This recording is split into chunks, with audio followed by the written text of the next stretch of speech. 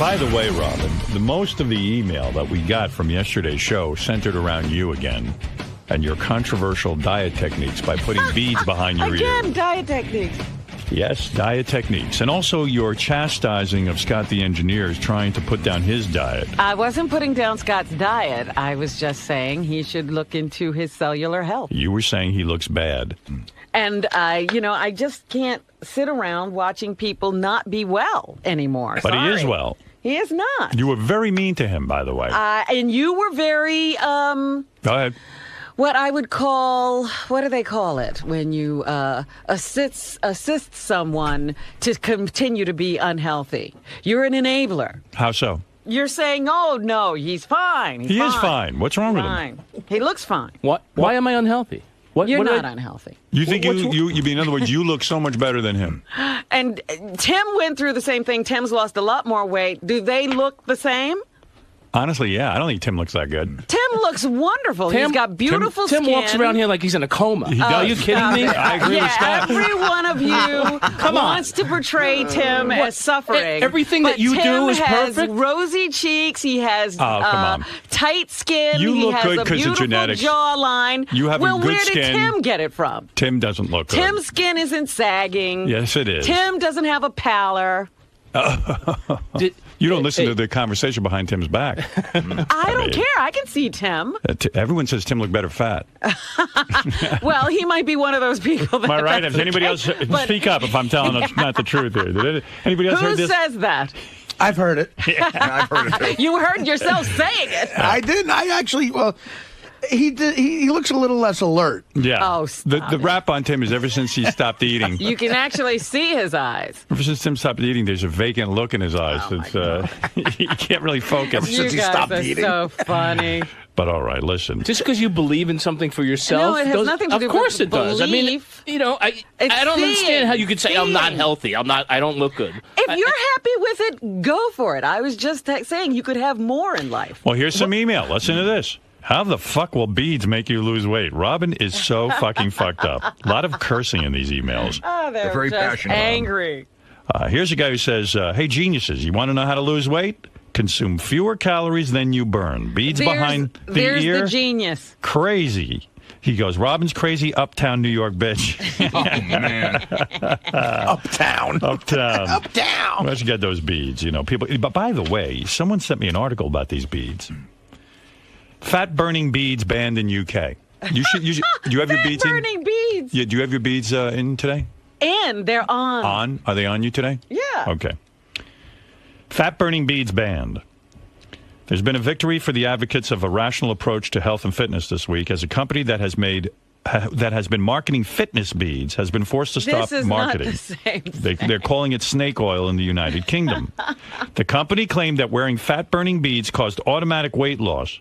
The company was preying on people who are overweight and willing to try anything other than strict diet and exercise to trim the fat down. This comes with a diet. It doesn't say that the beads themselves This does too. alone will make you thin. In one advertisement, the company claimed... But I'm not advocating anything. I said I was trying this for myself, and I never mentioned it. So don't say I was advocating or promoting Listen to this. anything. The beads are placed behind the ears, and this is supposed to magically melt fat.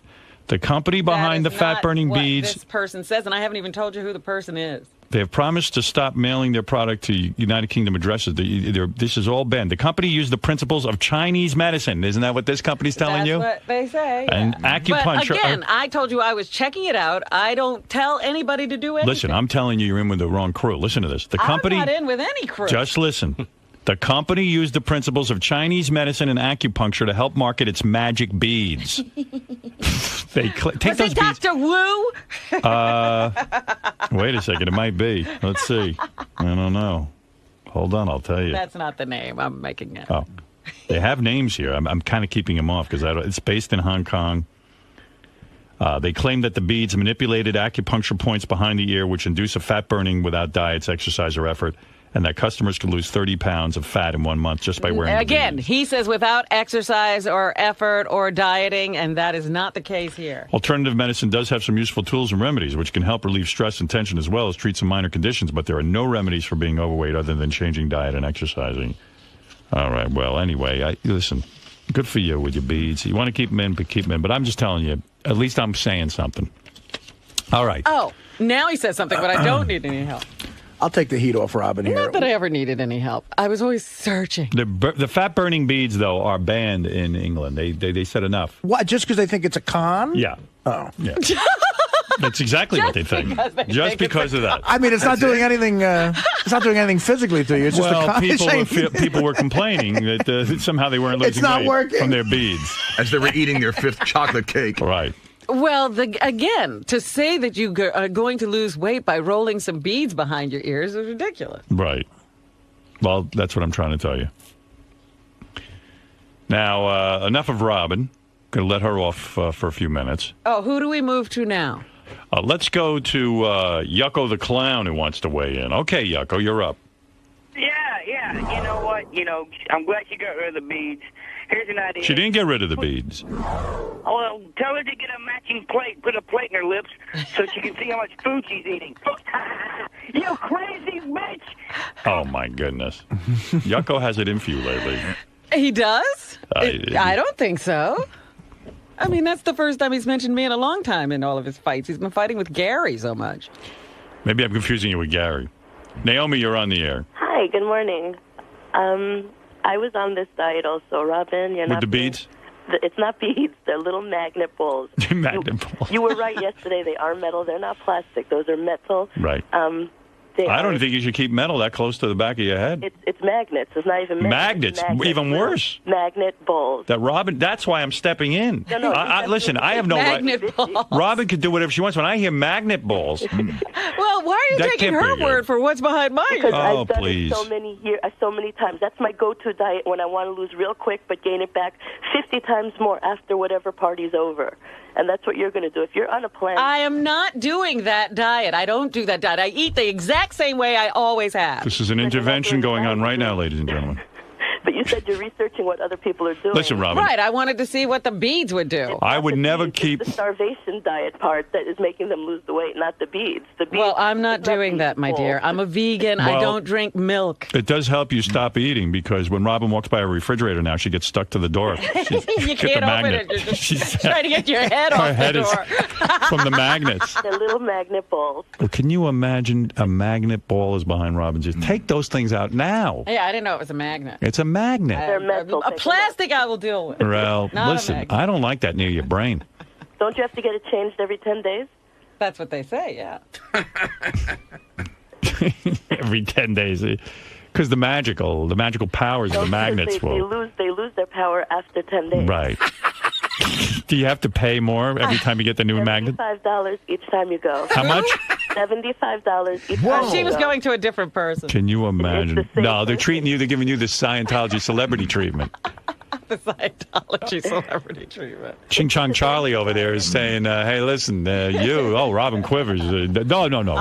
No charge. You said you wouldn't say the name of the company. It's Ching Chong Charlie? It's Ching Chong Charlie's Chinese magnets. I'm writing that down. Ching Chong Charlie's Chinese magnets. Chinese magnets. Ching Chong Charlie Chinese magnets. Come on, let's go. It's a Russian doctor. Yeah. It's a Russian program. Yeah, that's what it says. That's Chinese. the Russian. Like the Russians know anything. The sons of bitches. You can't get toilet paper over there, but they figured out to stick a magnet on the back of someone's head and rip off them. All right, thank you. You're welcome. She says she does it continually. Listen to her. Don't listen to her. Listen to her. Don't listen to her. That's my point. You want to end up like her? I'm not. Oh, I just can't. You've got two magnets behind your ears. Not anymore.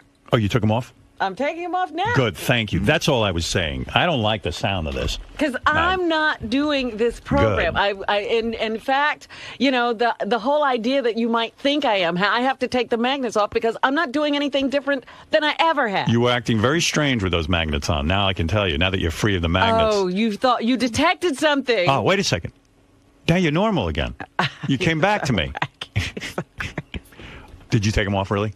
I haven't yet. I've got headphones on. Take them off. Let me see. I want to make sure those things are out. I have to intervene. I won't take them off. You have to take them off. Crazy. Ouch. Oh, is it off? See already? See, there's a little burn mark in your head. A burn mark?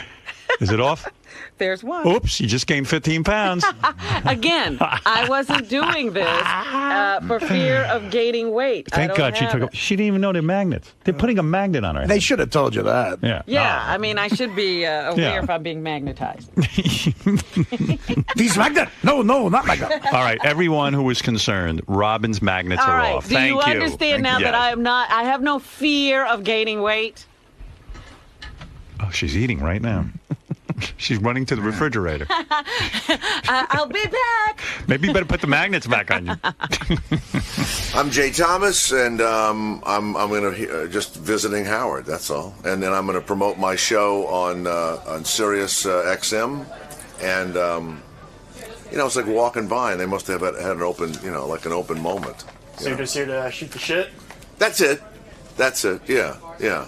It's always good when you just come on without anything specific to talk about, because anything can come up, right?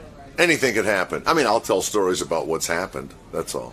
But we'll drive people into my show in the afternoon, and then the Howard 101 show on Friday morning. That's it. And now, of course, that I'm here and it's early and I've been drinking all night, I'm sorry that I'm here, but I'll make it through. Jay is a very, very well-known actor, comedian. He's called in our business a triple threat. Oh, really? I forget what the third thing is that I don't know. Radio. You forgot that. Radio, right. Radio, acting, triple threat. How are you? Hey. Dancing, singing, everything. Well, everyone asks me why I don't get invited on Dancing with the Stars. I was just going to ask you that. I don't know why. I don't know. Does that mean that I'm just the lowest of low? Because it's like you washed up. It's like the Dancing with the Indicted now with the guy. He looks ridiculous, and he thinks Tom DeLay. He looks ridiculous. Did you see what the little Village People vest he has on? So the reality shows. Did you actually watch the show? Of course he watches it. You know what? For the radio show, I watch all kind of horrifying crap. Because you have to comment on pop culture. But my wife watches. It's like Robin had to put magnets behind her head because she comments on these things. Yes. Clean House. And she watches the stuff where they clean people's houses. Yeah, the people who clean up the clutter and the crap. But she'll watch it like every night. She'll watch the clean house thing. And you want to really comment and say, she used to watch Who's the Boss. So now we've actually, gone up from that. Hasn't this hurt she likes those cleaning shows. Hasn't all of this, the way television has changed, hurt your career in a sense? It used to be sitcoms, acting work, which you're very good at. And you were on many sitcoms. You were on Mork and Mindy. You were on Cheers. Well, it killed the sitcom. It killed it, right? You know where the sitcoms are? They're on the Disney Channel. So what are you going to do now? There's less work, right? I mean, you want to act still, but where does an actor go? It's all reality show. Like you say, you'll have to go on Dancing with the Stars very soon. The other thing is there's independent movies, so there's hardly any money going on there. It's just an odd time. I don't know what's going to ever happen, but this movie, Big Fan? No. With Patton Oswalt. It's the Giant Fan thing, yeah. The guy who wrote The Wrestler. They made the whole movie for $300,000. The whole movie. So that's terrible news. Nobody's news. getting paid even. Nobody's getting paid.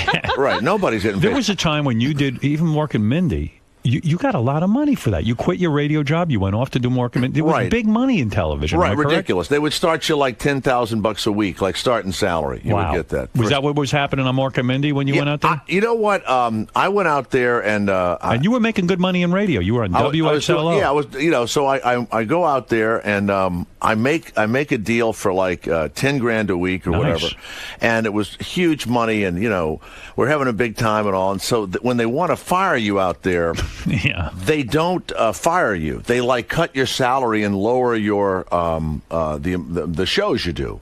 So I didn't have an agent for some reason. I wasn't with Don, and I was in between agents, but I had $10,000 a week. I didn't care. Who cared? And I did the Love Boat. I remember the Love that. Boat and all that. So a guy calls me up and he says, well... when I would hear you were doing the Love Boat, I would tune in because, you were a radio guy. For me, it was mind-blowing to me. Making it. I said, here's a radio guy who got out of radio and he's now on a sitcom.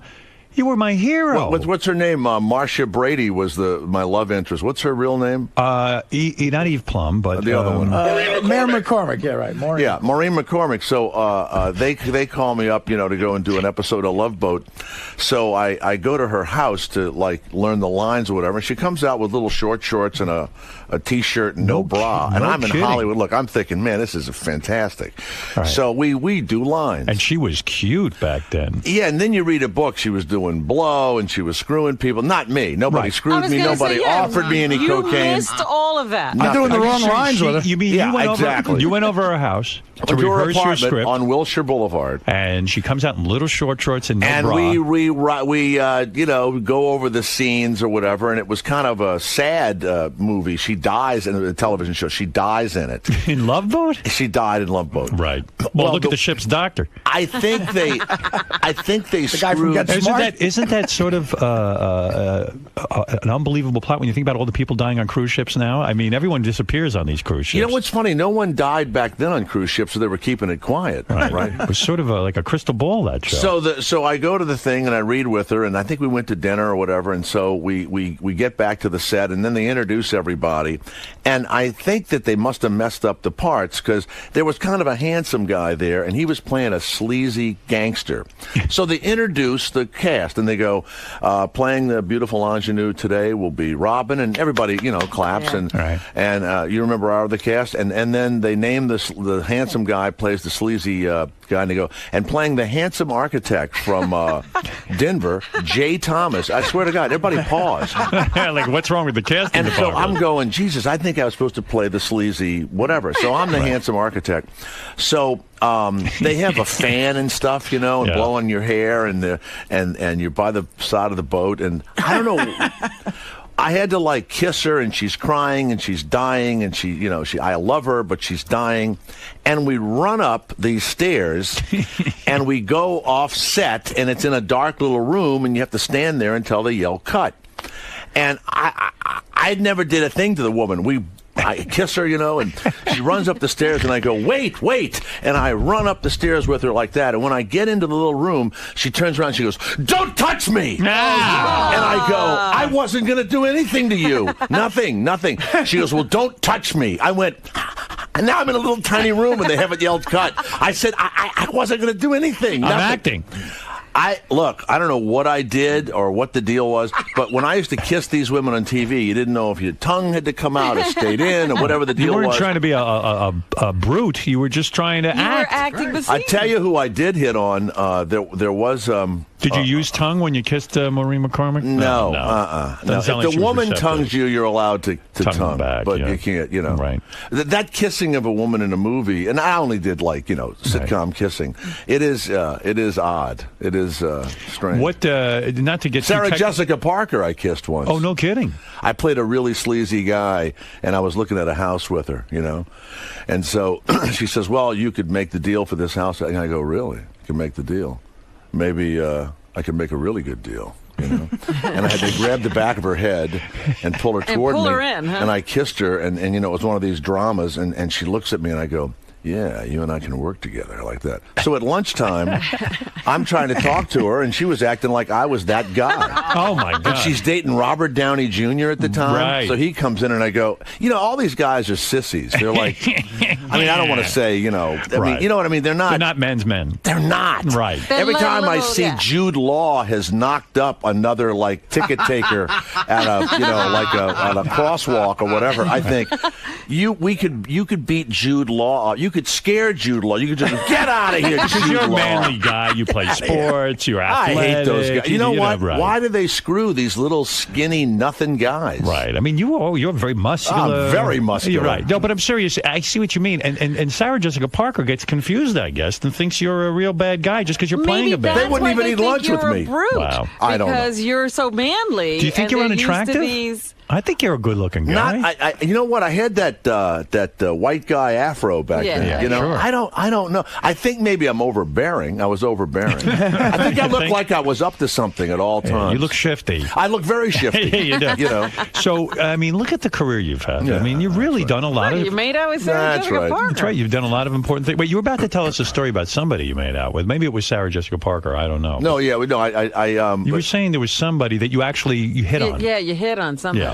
I can't think of her name, but she was around when I was doing the Love Boat, and she was on the set, and I actually did hit on her. She was an actress. Yeah, and I put my hand on her. She married Clint Black. What was that woman's name? Oh, she was cute. I know you mean, a blonde girl. Lisa Hartman. Lisa Hartman. So she's there. Go ahead. So I go, Now I'm going to you're hit on talking. her. Well, of She's course. not in the show. Right. I'm going to hit on her. Right. And she had like a really hot car, like, I don't know, a BMW or a Mercedes. And she's sexy.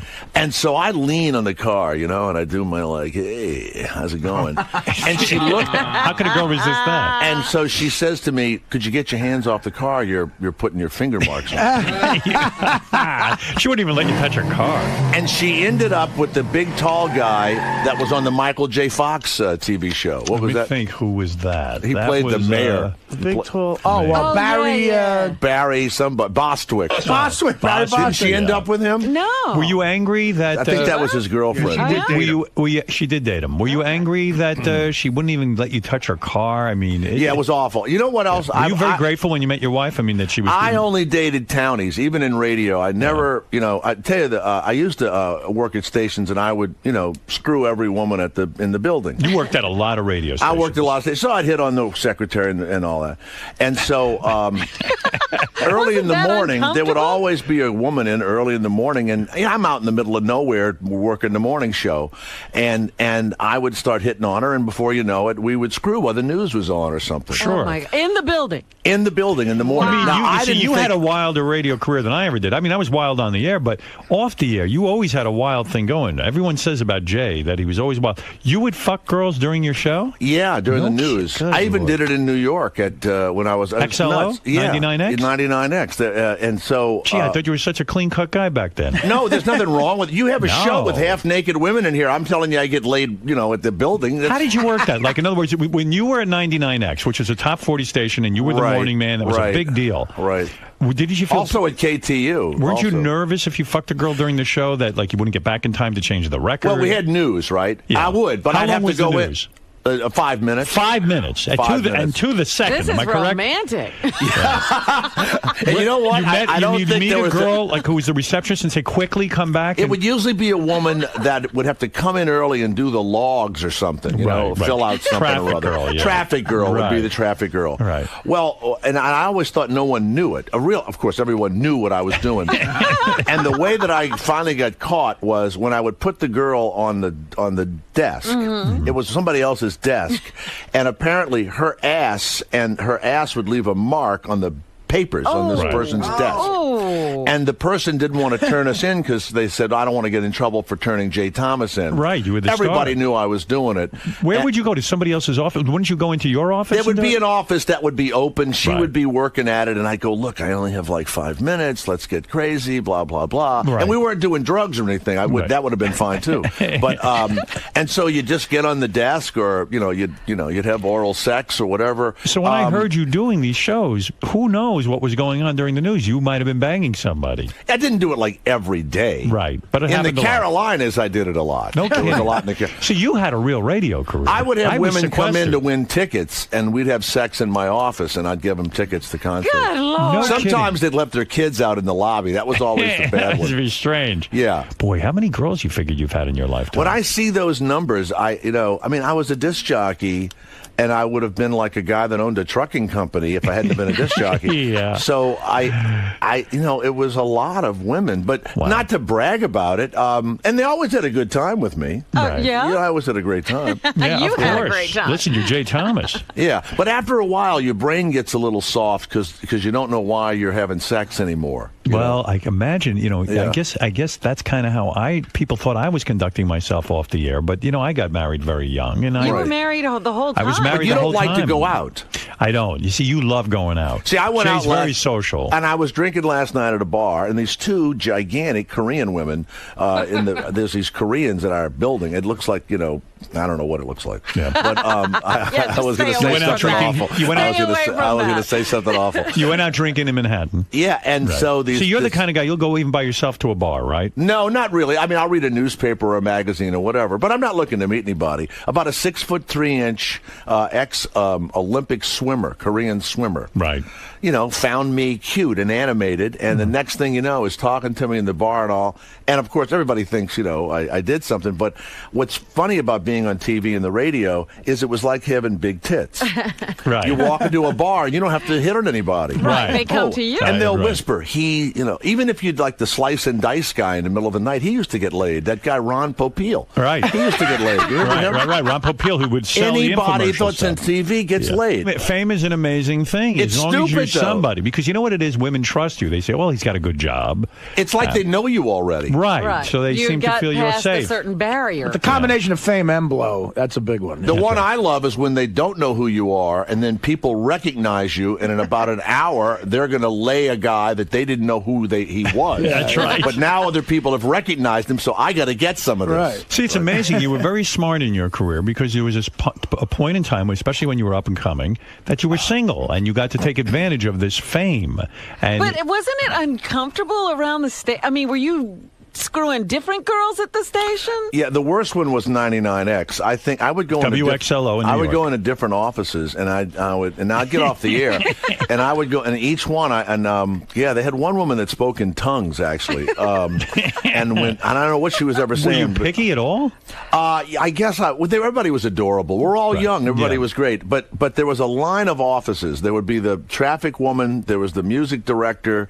Then there would be some sort of assistant. And I would, move in and out of the offices. You were a busy bee. You were just moving. I was Like a busy bee. pollinating every Right. flower. I was a yeah. busy bee. I was. Do you think you were a sex addict? You know, I mean, in a way. That's another stupid thing when you see that. What's a sex addict? Well, I didn't used to think that there was something about That's that, but no- it's sex. not But true. do you think that you were? It wasn't that you were that horny. It wasn't that you were that horny. It was that you felt you had to connect with every single No, one. I didn't. I didn't. I do think that, man. No, you would just connect, and you'd be in the office, and you'd be talking, and But you're wasn't late. it embarrassing afterwards because basically you had to see them the next day and you didn't? Now you're not fucking them anymore. No, but I mean, you never took one of these girls out to dinner? Yeah, I would take them out to dinner. Oh, Sure. okay. No, Right. I would have relationships with them for years. Oh. And I'd go to their weddings and stuff, Oh, my God. I mean, I was their friend. I was their fuck buddy. I don't know. What do you want to call it? So you're the kind of guy. Yeah, I would describe you as a it very was available. social guy. It was available. So you're a social guy, even though you're a morning guy and all that. You will always go out at night. I'll stay People out think- late, yeah. You will stay out late. I don't know how you do it physically. I didn't want to do. I went out. We stayed out till 2 a.m. last night, and I said, "Jesus, I got to do Howard. This is stupid. Right, but you do it, and then what do you do? You don't care about sleep. You don't get sick a lot from not I sleeping. don't get sleep. No, I don't get sick. You don't get sick because you like for example, Monday night, my wife's out of town, and I get a Really? call. I got a call from. Isn't that in the paper every day now? Yeah, I got a call from Steve Martin. You know who Steve Martin is? You mean the comedian? The comedian. Steve called me up, and I'm former friendly with. Steve I've gone to Martin. dinner with Steve. Do a few I times. you know who Steve Martin is? I don't know who you know. You're so busy fucking. So You might have missed him. you were busy with the Love Boat. But he's boring, Steve Martin. No, a terrific guy. But that's no, not the but point. I'm not here to debate the merits of Steve Martin. I Yeah. think Steve is a genius. But So did you and Steve get no, together? no. So Steve called me up. He says, "Hey, listen, we're going to dinner with Ben Stiller and his wife." He says, "I think Beth's out of town, but would you like to join us?" Now, Jay is a smart guy. He would say, go. "You know what? Let's go." In fact, they were even eating early, 7 o'clock. 2 seconds, I'd be there. Right, because Why it's wouldn't you? I said to myself, "I'll be sick. It's too late. I've got to get to bed by 9 o'clock at least. I need to organize for the show the next day. I'm completely focused on this fucking show." It was ridiculous. I know.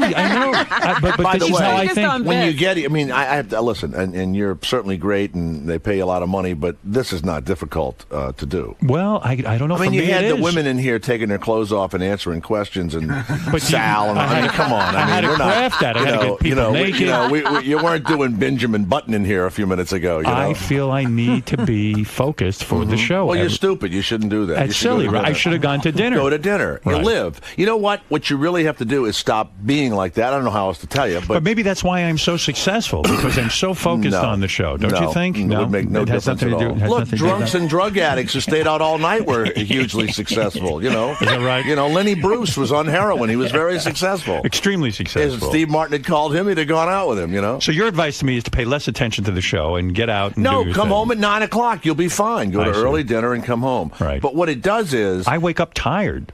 I need my sleep. This is all, but you program yourself. Do you hear what you just said to yourself? Jay has he has a good attitude. Do you Jay nap? says I'll go out and have a good time, and then I'll get up Look, and do I the was show. tired this morning. I'll take a nap later. Or You'll rally. I'll figure something out. Yeah. Who were and you I'm out gonna- with last night? You went I to went the out bar. with the people from my show, Oh, okay. and we were having a nice time. But I was. Is that nice? Did you at some point get very fatigued and say, I can't talk to these people anymore. I'm exhausted from talking. I just want to be by myself and But he think. doesn't see them that often. You don't. but- you guys don't work in the but same. No, but I find- stayed with them for 45 minutes, and then I talked to the Korean women for a while. Then I went across town, and I had dinner with somebody else, and I do it in like 1 and 2 hour little segments. Really? And then when I came back, somebody called me, and they said, we're at the vodka bar, and I go to the vodka bar, and I said, I'm only going to stay an hour. How much drinking do you do when you do this? I probably do 2 or 3 drinks a day. You know, either Right. wine a day, or every day. every single day. Yeah. Wow. Something or other. Boy, you but know. you're having a lot of fun, aren't you? Because, I've always, but I'm from New I find Orleans. that That's a whole exhausting. different deal. I don't feel that connected to people. I get exhausted from talking to people. I get tired. From it's exhausting. It's Yeah, but you draining. have a whole dialogue going on in your head I about know. am I being funny? Am I witty? I don't know. You know, Do they like me? Howard, To me, at and I some even point, go, you're a just married gonna- guy. Why go through all this if you're not going to get laid at the end? No, of you're the not night? going to get laid. But you know what? You're not Right. thinking about getting laid. I Right. mean, and listen, when it's no fun anymore, you go, oh, I gotta go. I gotta get up. I got to get Okay. across town. All right. Oh, well, so maybe what do I'll you do? learn. You sit alone? That's Yes. fun. Sitting I love alone it. is fun. I And love watching it. what? Television? Television. I play chess. Jesus. You know, love if I it. watch study TV chess and I'm books. alone, that's depressing to me. Yeah, You know? well- I mean, if you were writing a novel or something, I can understand. See, it's depressing to me to be out with people. Well, you know, it sometimes I don't want to be with anyone, but I want to get together with you one time. We're going to do it. We're going to do it. nothing Me- exciting is going to happen. No, I'm going to go to dinner with you. I'm not as exciting as Steve Martin. I I'm want to sure. watch. Listen, Steve When I is was a a genius. Let me tell you 99X, about he was Steve the Martin. hottest comic. Steve's a genius. He came on the show and he wasn't funny. So that was like, 25 years ago. And he wasn't funny. And I never forgave him. I don't like these star comics who come on shows and Listen, they're not funny. Steve Martin put out some of the greatest comedy. He made did. great I movies. worshipped and him. that book he just wrote was brilliant. I'm talking about What about the book. Pink Panther movies? Why does he do those? I didn't see Pink Panther. For the money. Listen, the same reason It's you did time Love for Boat. the payday. Same reason you did Love Boat. I wouldn't do Pink Panther if I was Steve Martin or Why? with 8 You Get April. think It's you'd embarrassing. have- He wants some to. He dignity, wants to right? act. No, he can do anything he wants. It's embarrassing. All right. It's Well, embarrassing. listen, you can take it up with him when he invites you to dinner. I'll tell you, the other day, this hadn't happened to my sitcoms. Kelsey Grammer's doing a television show. Go ahead. So they said, hey, there's the part of The Best Friend, but it's not going to be every week. You can do your radio show and Great. and be fabulous. I go, Great, good. right? And I go, gee, I'm Finally. getting ready to leave for New York and all. And they go, look, you've got the part. Go ahead. Just go into the building and meet him. And Meet Kelsey Grammer. And no, I know Kelsey Yeah, and, right. and the other director guy who did Cheers. And so I said, all right. So I rearranged my schedule. All I got to do is go in. Right, That's all I because the gotta do. part's yours. It's mine. Right. So I drive, I go in and I rearrange everything, and I get in there, and there's 40 people waiting to be I'm thinking, this isn't even like that special, right? Yeah. So I go in, they laugh, I read, all I got to do is go in. Right. I get back in the car, and I'm heading for the airport, and my the manager guy calls me up, and he goes, Jesus, God, you're not the right height and weight. Oh, stop They said, it. you did a great job. They always say, you did a great job. But I said, what are you, crazy? They know how tall I am and everything. And I thought I should have not gone out of my way. I should have just said. Why do people say to you? Well, I got to ask you a question. I don't know. I've heard these kind of stories before. Why do people say to you, Jay, don't know. we love you, come in, it's a formality. I don't know. And the part is yours. Just meet And then you. you show up and there are 40 guys waiting to audition. I don't know why they do You're it. part of a cattle call. I don't know why that It's humiliating, right? It's weird. Because It's you weird. know the players, they've seen you act. And the other guys are great, and whoever got the part is great, Okay. but they were different looking In guys. other words, I'm asking you, why do they lie to you? I don't know that I don't think they lie as much in New York, but in L.A. they cannot hurt your feelings. Right. It's they don't want to hurt your feelings. I mean, I'm upset for you. Amazing. Now, you did get some work in an upcoming movie. You were in the movie, the movie was out already. Snatched? Has it No, been no, out? we just finished You it. finished shooting it. it's about a weird movie, It's huh? about a guy that is going to give a kidney up. and he goes in to give a kidney up to like his brother-in-law or something. And when he wakes up, he has a vagina. They botched the operation. They botched the operation. Wow. Now, And is this- Andrew McCarthy stars as the guy who loses his... everybody laughs at it. But a guy from my high school wrote it and called me, and it was an easy deal to make. And then I got another friend to Did you get paid for this one? Yeah, it I was hope? really good. It's really good. So we go to New Orleans. We shoot it for like a month. It was fun. And so Andrew McCarthy is going to play the guy who loses his penis. He's a good actor. So I play the lawyer, and my line is I smell money, and I'm on television, you know. I smell money, and I see his vagina, and I really smell money, you know. But I was watching him the first day, and it'll hit you sometimes when you're doing kind of a weird movie. And it hit him, I think, like the first day. He was playing a guy who had a vagina. Right. And I was sitting and I was being really quiet, and I'm thinking, yeah, it's hitting him. It's starting to... He's realizing this is not good. He's thinking, you know, I'm playing a guy with a vagina. Yeah. How is this going to go? Right. You know, Right. but everybody laughs at the premise. I It's don't a know good premise, but it is. Yeah. But and it's called Snatched. You know, Snatched. All right. Well, I like the title. I like that you're in it. I will go see it when it comes out. Good. I'm sure you will. And recently, Will you go see it, or do we have to send you a... send me a copy. I Sure, won't of go course. anywhere. You never go to a theater, buy a box of popcorn, and sit with people. No, I do. I do. I do. When Do was that. they the last bother time you did that? Do they bother you? I when can't you go remember out? doing it. People go out. Do they surround you like you're a monolith of some sort? No, it depends on where I am. There was one day, the other day, things got overwhelming. I was walking down, I was trying to get to 53rd Street. Were you alone? Yeah. Okay, good. I was trying to get down to 53rd Street. Well, what happened was I was in a limo. President Obama was in town. It was awful. And I couldn't get down the street. So Right. we're going to watch a movie at the Warner Brothers screening room. I got out of 57th. I walked down the street. No one bothered me. I got to 53rd. Then the cops stopped me because they wouldn't let anyone through because Obama was going to do Letterman. Well, then all hell broke loose because I'm standing there now. The cops won't let me through, and there's about 500 people You're waiting. stationary. I'm stationary, and that's what did me in. Then you're surrounded. Yeah, and I said to the cop, give me a break. Come on, huh? And it looks like little pushins around you, right? That's right. I'm a tall guy, so... Now, how long are you going to keep the hair thing? I'm going to keep the hair as long as it keeps on top of my head. What do you mean? There's a point in time that it's... Is my hair too long, you think? When you get a certain age, I think that the Do you hair... think it looks silly? Yeah. You do? Really? I do. I think it was still looking good, Well, no, but you might be right. I mean, not you that might I could be have right. really long hair, but Right. I keep it short. I mean... Well, you have no choice. You don't have that much hair. I don't have that much hair You know, left. I've got the hair. I know, but it's... Have you ever seen my What is face? looking silly about it? What do you mean? Have you ever seen my face without the hair? Now, you know what? It's like the over-the-hill rock stars. It's Right. like I saw Gino Vanelli You might be recently. right. You know Gino Vanelli? You remember Gino I Vanelli? remember him. So I'm at the Harrah's Casino in New Orleans. Yes, I was gambling there. Right. And I was doing a burlesque show there also or something. So we're having a big time. Gino Vanelli comes in the restaurant, and he still is trying to have the hair, Right. that Gino Vanelli hair. Right. And he looks ridiculous with the Do hair. you think I'm at the ridiculous point? Not ridiculous. Listen, not yet. I've gotten way shortened shorter. his hair, I've shortened my yeah. hair. In fact, I'm getting a haircut today, and Okay, it's much that's good. shorter. It is shorter. It is shorter. So I mean, I think it's appropriately short. It's not. It's not. It's not like the traditional haircut. It's a little bit of a. And you bouffant. have no gray hairs, or is that dyed? No, not dyed at all. I do have gray hair, but I'm not coloring my hair. Okay. I'm not doing any of that weird shit. No, you know what? I mean, I don't want. I know it's probably going to send you into some, therapeutic tailspin I'm already there. with your hair. But I was just wondering, how long do you? I mean, do you go all? You're like, Look, will you be I'm 70 with the long I hair? don't and have the answer for you. a silver ponytail. Will you have that? That's the one I If you like. notice, my hair's gotten shorter. It has. And it's getting shorter. I'm starting to move into that area where I make it shorter and shorter. Right. Beth likes it shorter. And that's the way it's going to be.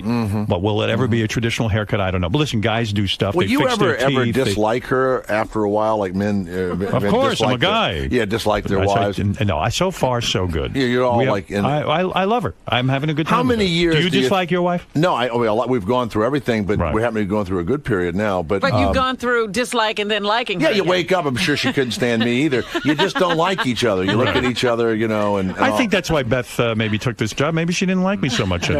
I don't know. Because she left for a month. So I'm kind of like, you know what? Maybe she, in some level, she was kind of like, I need to get away from this guy. Little space. Because Well, in the she beginning doesn't of the need relationship, you as much as you need her. That's right. Because every 5 minutes you say she's out of town. Right. Yeah. Right. Yeah. I need her. She doesn't need me that much. So when you're just sitting around watching TV, does she just stare at you? No, she has a very busy life. Trust me. She's working around the She's house. working. She's got a bunch of jobs that she's doing. So she is. And so you're miserable by yourself. Yes. Yes. Yes. But he won't go out and meet people. Right. Right. It's very weird. Tell me about this movie you did, TV movie. Lindsay Lohan was in it? Yeah, well, When was this? it wasn't a TV movie. It was going to be a regular movie. Oh. And so it was called Labor Pains. So What do you play? Like dad, Lindsay Lohan's dad? Or no, I something? play like an older guy at this publishing firm, and I'm looking at her and looking at her ass and all, and then she gets pregnant, and it turns me off. Right. But she's faking pregnancy because she's going to get fired. Right. So she fakes it, and she falls in love with the guy, and she really gets pregnant. So there's Lindsay Sounds Lohan. horrible. Yeah, it wasn't great. Yeah, right. It I wasn't like good. Snatch better. Yeah, me too. Snatch is a good one, right? That's right. Right. Well, so I get to the set, and there's all this paparazzi there, and I haven't been, it's been years since I've been around all the paparazzi stuff, Right. These guys want to take pictures of Lindsay Lohan every minute. And they are Armenians, and they're from the Valley, and they're like the group of paparazzi from the Valley. And if other paparazzi come, they run them off, and they fist fight, and it's a You danger. mean paparazzis have territory? They do. Wow. This is the Armenian kind of territory in the Valley, and they were taking her picture and the whole thing. But here's what's upsetting. When you walk, like I would walk out, they would lift their cameras and then go, oh, no, and they'd put it down. So you wish your picture was being taken, too. Right. And after a few days, you hate these guys because they have no friggin' interest in you. Right. So she's smoking a cigarette, and they're taking a picture of her. So I would try and, get in the picture. I would, stand behind her. I don't even smoke. I was smoking a cigarette. It's demeaning to a guy with your talents that you've got to sit and try to get yourself into the picture with Lindsay Lohan. So here's Lindsay Lohan. You come to the set, you sit down, she's in the thing getting her makeup done. She doesn't say hello, hi, I'm Lindsay. She's not a bad person. That's disrespectful. No, she's just unsophisticated. Okay, yeah. Doesn't say anything. So I don't even think she ever knew my name. Right. So the paparazzi are taking pictures and the whole thing, and I'm working and I'm thinking, what is all this? They knock on my door and they go, Jay, it's Lindsay's birthday. Do you want to come down? We're going to give her a cake. I go, I have no fucking interest in giving a cake to her. So I close the door, and I'm in there going, Jesus Christ, maybe I should go down there while they're giving her the cake. So I waited in my trailer for a few minutes, and I cracked the door open, and people are gathering in front of her door, like, Cheryl Hines is there, she's in the movie, and I'm thinking, oh, Christ, I guess I got to go down. So by the time I get there, I'm on the edge, and the cake is delivered, but it's right in front of me. So when Lindsay come out, I go, happy birthday, Lindsay. And it was like I gave her the cake. So I took complete credit for the cake. Happy birthday, Lindsay. So, and then paparazzi's coming, and they're taking Jay. Yeah, all of that stuff. But so the Armenian guys were really pissing me off. And Turkey played Armenia the day before in soccer. And I guess Turkey had killed every Armenian. Right. So it was a big game, right? So Turkey wins the game. So a guy says to me in the sports bar, he goes, man, that's going to cause a riot, and I go, wait a minute, you mean the Armenians hate the Turks? They go, oh, God, they hate them. The next day, I go over to the paparazzi guys. I go, look, let's bury the hatchet, okay? Yeah. Because you guys had an exciting thing yesterday. And they go, what is it? What did we have? I go, well, you're all Turks, right? You won the big game, didn't you? They went absolutely nuts. The security guard had to come. Wow. And every day I would call them and go, hey, Turks, how's it going? Oh, they went crazy. Now they noticed you. Oh, yeah. Oh, yeah. Now they know your name. But what would happen is they would get a phone call, and they would all jump in these little Honda-like cars and ride away because someone had called them, and they would say, some other star is across town. Yeah, I mean, this is you realize how big this is. The Armenians hate the Turks because the Turks killed millions of them. You know what I mean? They wipe them Right. out. Yeah, there's a whole thing there. Well, that's a good insult if ever you right. meet an Armenian. You just keep calling them a Turk over and over again. Right. The whole thing. But I can't believe you did that. Well, listen, it sounds like things are going just about the same as they've always been. That's exactly right. You're Pretty right under- mediocre. you're- I'm right under the radar where I like to be. Well, I love you. You got to be. You're going to be a Well, big thanks. star yet. I'm telling you. Your day is coming. Your day You know is what's going to coming. happen? I'm going to die, and all my crap is going to come out then, Yeah, right. What's Somehow- the use, Oh, my His God. love Can boats you were believe brilliant. what Mackenzie Phillips is saying about John? 10 years she supposedly screwed him. Yeah. Marianne from Brooklyn, you're on the air. No, Jay, I like you, but who are you? Frederick McCoy? How it's so sexy. See, that's his trademark. My hair. You jumped the bus. You got that corporate cut. Are you freaking kidding me? Howard, keep your hair curly. Oh, I'm keeping it because Jay has never seen me with short hair. It's hideous. Jay, listen, Jay is not a famous hair designer, believe me.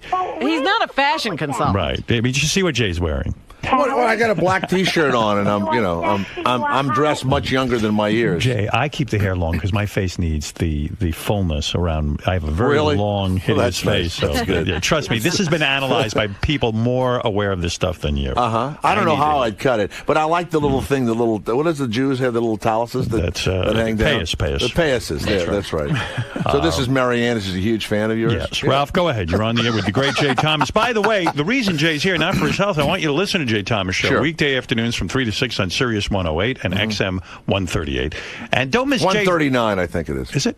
Yeah. And don't miss Jay Friday mornings from 7 to 10 on, of course, right here, Howard 101. Yeah. That's right. Which we love having him on. Ralph, go ahead. Listen, it's a good show. And Jay is maybe an A-list guest on your show. But, Jay, maybe if you got some sleep, you wouldn't be doing that annoying coughing every 2 minutes. Yeah, I know. I apologize. See, that's what I'm talking about. You can't be clearing your throat and coughing all the time. Yeah. That's where you That's pay the for booze. it. You're That's the the leading vodka man. bar. You're the lead singer. You got to take care of them boys. If you just gone home before the vodka bar, you'd be fine.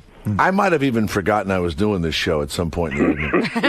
There was a point where I went, do I have to work tomorrow? Wait a second. I think I got something in the morning. Have I been clearing my throat? That's awful. I apologize. I wasn't picking up on it, but Ralph. Oh, I noticed it. Ralph is a top Yeah, maybe if I had slept more and if I had just not had a life, I would have I would have had your life. I mean, I don't know if I would trade the fun I've had for money. I don't know. I can't trade it. I don't know. I am telling you that I can't do what you do and come in here and be effective. But that's no. But I don't think I'm hurting if I was hurting myself, I wouldn't do it. I don't. Okay. I don't I'm just feel telling badly. you, I have a problem. But Artie and I could go out and have a brilliant time. Oh yeah, Artie doesn't worry. Yeah, I'm not the lead guy. I could just sit here and just. He can phase in and out of this. It's impressive that Jay could do both, though. You know. Yeah. No, but I'm not doing a lot. Well, you do well, though. You're a successful host, and you party. Yeah, but a little bit. But I'm from Louisiana, from New Orleans. We were raised. Yeah, you got to party. Yeah, we were raised like that, You and have a everybody party does. muscle. You have a party muscle. Yeah. I was raised, as I've said. I like the party muscle. I've said in my That's book. a good title. I've the said party muscle. I've said in my book, Jay, I was raised like a veal. And you're still acting like one. I stayed in my house. Oh man! And I waited for the next thing. My mother told me, "You'll get sick if you go out. You need your rest. Deep rest is very important.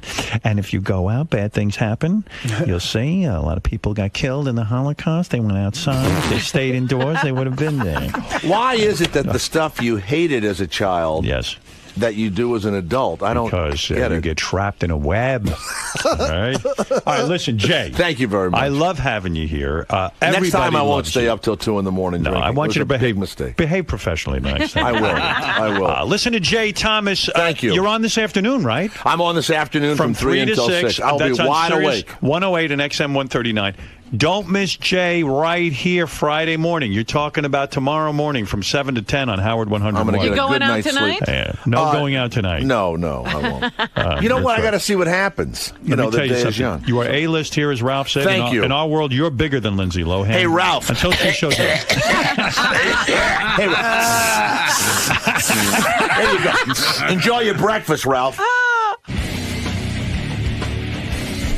Oh, man. Yes. Good, man. Good. You were pretty honest in there today, telling Howard about his hair. And, After at a certain point, it's you're too old to have that kind of hair. I really did. I saw Gino Vanelli. Remember Gino Vanelli with the hair, and he's still trying to keep it. Yeah, it's I mean, I could still have some sort of a afro-looking thing, but Do you think you might have taken it the wrong way? I think everything hits Howard, and I think he'll think about it all night tonight, especially because Beth isn't around. All that stuff. At the gallery tonight. Yeah, I think he'll think about it. Sure. I do that. It's like a little way for me to hurt somebody that's bigger than me. You just give them a little seed, yourself feel a little better? seed of insecurity. Exactly. Yeah. So. So you had a good time today, man? I had a great time. All right, thanks for All right, stopping thanks by. a lot.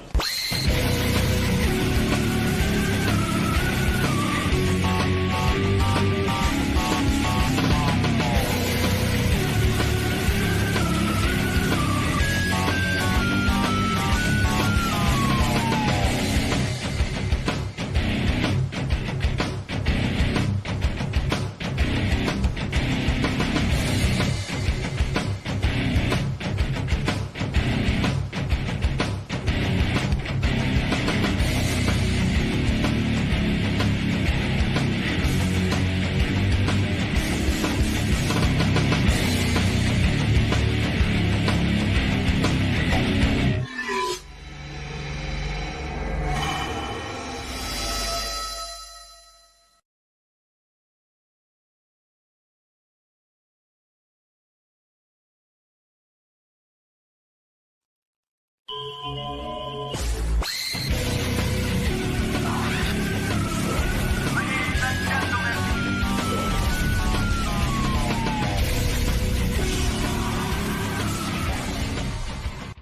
January 9th, 2006, Howard Stern launched his new Sirius satellite radio show, ushering in a true revolution. On January 5th, 4 days before this momentous occasion, Howard led the second of 2 technical studio rehearsals. If the events that occurred during this run-through were any indication of what the future was going to be like, we all would have been in a lot of trouble.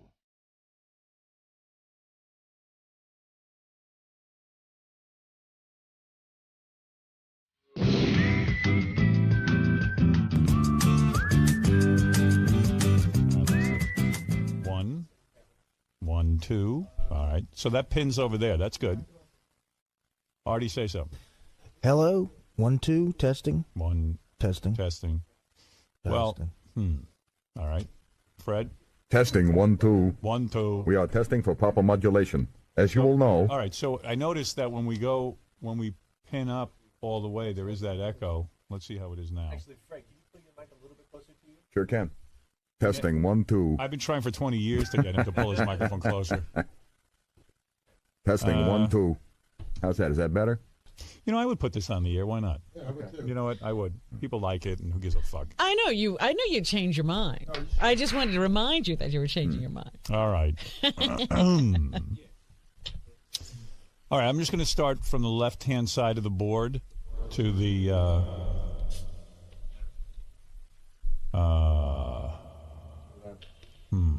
All right, that's reverb. Is that reverb? Is that reverb? Plate reverb. Is it? It's like the plate in my head. Coming at you. 1, 2, 3, 4. WLB. Blah, blah, blah, blah, blah, blah, blah. Do you think that sounds the same, Fred? What we used to have? I mean, it's a nice, wet, splashy reverb. Are there any other choices besides that? Yeah, it's really echoey. I think if you just cut back on the effect level, you might be all right. First comment, we got to adjust the reverb still. All right, Robin, you say something. Hello, I'm on Howard 100. Yes, you are. Wow. And we're listening to Howard 100. Oh, my. No More. Robin's not saying that. No. For everybody else. All right, Benji, not that we're going to use your microphone, but let's try it. All right, for my first and only time. Hello. Hello, hello. Hey, you sound just as bad here as you did at the other. Thank you. And that was just enough of him. Yeah. All right, let's see this. Tim, go over to the podium. Let's hear you. Test 1, 2, 3, 4, 5, 6, 7. All right, so how you got to get them testing 1, 2, 3, 4, 5, 6, 7. So that's got to be awkward that you have to lean like you're not. Okay. That comes out. Oh, still loose. Yeah. Okay. Check 1, 2. Say proper modulation. Say, I'm very glad I left Infinity because... I'm very glad I left Infinity. Wait, I'll give you a line. Okay. Very glad I left Infinity because I'd be part of Free FM if I was there right now. I'm very glad I left Infinity. Otherwise, I would be a part of Free FM. Your career might be over here, but you'll have a lot more... I'll have fun. At least I can say I did it. Yeah, maybe you get a book out of this or something. Yeah. Let's see. Okay. Podium, Benji, Robin, Fred, Artie, Howard. Okay, so what I've learned today is that the overall sound is better. It still sounds a little bassy to me. Okay. True? And distorted. Yeah. How do you sound to you? I don't feel like I have the same amount of compression that I had at K-Rock, and I don't feel like I have the same amount of, it sounds a little, maybe the word is muddy. There's a guy on the phone who says I sound kind of muddy. Let's just, wait, I'm going to bring him up. Hold on. Nobody tell me how to do that because I'm learning the new board. This is a test, by the way, if you're listening at home. It is not, so we haven't labeled this phone yet, have we? Hello. You want me to show you? Show me where. It is labeled right here. Oh, that's the label? Yeah. Great. Hello. Then I'm all set. It's different than this. All right, is this, let's see if I have this right. Oh, we haven't labeled these yet, have we? No. The buns are coming tomorrow. All right. Is this Mike? Yep. Look at me. Look at my ass working the board. Nice. Wow. Robin Look at my. sounds the worst. Who sounds the worst? Robin. What is it, muddy? It sounds like you're in an echo chamber. Uh-huh. Well, there was that echoey thing happening the other day. I guess it's still happening. But it's not clear at all. Yeah, I don't have. How's this? Whoa! Usually you sound fantastic, You want to say something, Gary? Go ahead. Yeah, I just want to. Am I hearing something different in my headphones? Like right now, I'm incredibly overmodulated, as was Fred and Artie. So you don't have proper modulation. No, but I'm wondering, is it my headphones or is it the feed? Because Robin actually sounds like. Do I sound It's got to be the head. overmodulated? I turned mine down and it still splatters. Exactly. Yeah. So we got to somehow get a. We got to be able to I- hear true. I say what's we going give on. up. Not hearing. I say we give up and take another month off. They still haven't gotten the studio right. I got a so. good idea for you. Go What? ahead. Send the engineer outside to listen on the radio and let him hear what it sounds like. I'm going to do that. This guy is a genius. I like you. We need to hire him. I miss you guys. You're gonna Thank work. God you're back. You're going to work back in a booth with Sal and Richard. We hire any listener with any kind of intuition Yes. or ability. As long as I got something to cover my rear end. Okay. All right. Hey, I'm going to hang up on you just because I'm practicing hanging up. Okay, be good. So Scotty, where's my headphone volume? Oh, it's nowhere. It's clearly labeled Oh, here it is. in a way that you can't see it. What do you want, Sally? Howard, whoa, this is really hot. Yeah, that's what I thought. I wanted to switch headphones. To What, see my if- penis? It's just. I wish. The You guest are headphones really need to be hot. fixed. Okay, I'll move it out a little. All right. What do you wish? Okay, so What do you wish? I wish your penis was real hot. I don't know what I'm talking about. It's just as creepy. It's going to get a lot creepier. Howard, I set up the profit system on the right. Those are going to be your Meanwhile, song. I walk in today, right? And Sal's looking at me with these puppy dog eyes and stuff because he's all upset for me. I know Yeah. what's going on. He's all traumatized because of the newspaper. Because my daughter's in the newspaper Oh. for being in a play naked. So he's giving me the look of shame, like, no, oh, I'm so sorry. He's with you. He feels for you. Well, it goes farther than that, Howard. It's, Yeah. Sal's. It's really funny because the last 2 days with him has been sort of amusing. So after the other day, when you called him in during our last test and he wasn't ready, Yeah. and his stuff wasn't ready, he just gets crazy. I mean, Artie and I used to go, didn't he work on Wall Street where they just broke your balls beyond belief? Don't you have to be made of Teflon? Yeah. But he's so sensitive. So he spent all day yesterday filling up the profit system with stuff, and he's just dying to hand you your birthday cake. You know what I mean? Like your present. Oh, that's why he's telling you about the profit system. Hello, jackass. We're working over No, here. I know, but I am you- trying to contribute to the show. But he'll get to it when he gets to it. I know, and I'm that's what Sal, I'm doing. we're going to get to you. Okay, We're going to get to I'm you. simply explaining what you need. But we know that. We told Okay. him what he needs. What 48 are you hours. trying to do right now? I don't even understand why you're sitting here talking to me. I'm trying to do a test. Shouldn't you be working on I'm Super contributing. Sting too? I'm contributing to the test. What do you want to do? Tell me now. I'm working on the microphones, but tell me what you need to do. No, I'm not going to interfere with your. No, you are. You're interfering. What do you want to do? What did you come in I here can't to say? believe No, this. you're excited like a little kid. What I'm Okay. saying is, Sal, reel it in. I'll wait, Howard. Everyone quiet. Okay. What is it you want from me right If now? you look to your right, I've constructed the computer screen to look like okay. stacks of Am I cards. working on that now? Apparently not now. I didn't know. I'm sorry. Okay, so why don't you calm down? I will calm down. Take off your headphones. You can leave. Walk out of the room. Look at me. Look at me. You can leave. And then when we're ready for you to talk about what you've done. No, I don't care about what I've done. It's about what is important. Sal, I'm trying to do this in a methodical way. I'm moving from the left side of the board to the right side He'll of the get board. to you. I'm going to get to It's you. not even getting. Why Why are you you guys crying? make it? Why you You're guys? crying. Are you I'm not crying. No. His why, hands start shaking. I'm and he's here. crying. Look at your face. It's What do like you- what- why? Sal, How come? Sal, what's going on inside? Tell me. Everything's going down. Tell me. What's going downhill? He hasn't gotten the. No, I'm going to tell you what's going on. It's He not hasn't- about attention, he hasn't Gary. Don't gotten- paint it it's that not way. attention. He hasn't gotten the sort of accolades this week. No, He's been working it's on not his- true. And the other thing is, Sal. by the way, people, I will wait for you, Sal, Howard. I feel you're a need- valuable guy here. I think you're very valuable. Thank you. I've shown you in many ways. Yes, thank you. And I met your daughter yesterday. Yes. And she is one of the most beautiful All right. girls. Stop. Don't go no, there. I mean that in a platonic. All right. Here's what I want to do. Stunning. Right. Okay. You got good sauce in your balls, Howard. Let me Right. tell you, you make good my kids. Thank you. goodness. What I want to talk about right now is the equipment. Okay. Okay. can I just say one more thing about Sal? And Sal, Yes, I'm sir. going to get to your contribution. can I go back to my yes, test? but I want you to understand it's not about me showing my contribution. It's just me contributing. I don't want we credit. all believe that I for don't sure. want He's credit. been accolade-free for 2 weeks. Exactly. He can't take it. Now, Howard, I mean, Sal, when you By the way, in the test here, as I'm talking to Sal and Gary and everything, I need my voice much louder. I'm like the guitar player who needs to go to 11 on his amp. There's like an eighth of bass that's All right, listen to me. still out of your Listen to me. microphone. Listen to me. I can tell. I listen Okay. to your voice All every right, day. good. Howard, can I tell him something technical? I that he can needs to gauge know? his voice on the microphone. I Sal, promise you I can. want you to go to your cubby hole. Okay. And work. All right. Sal, when you take your headphones off and you put them down on the counter, make sure the microphone is up rather than down, if you know what I mean. Otherwise, it'll hit the counter. And Okay. Gary, I got to get Sal out of here, and I got limited time today. Everyone's making me mental. I'm just trying to get him.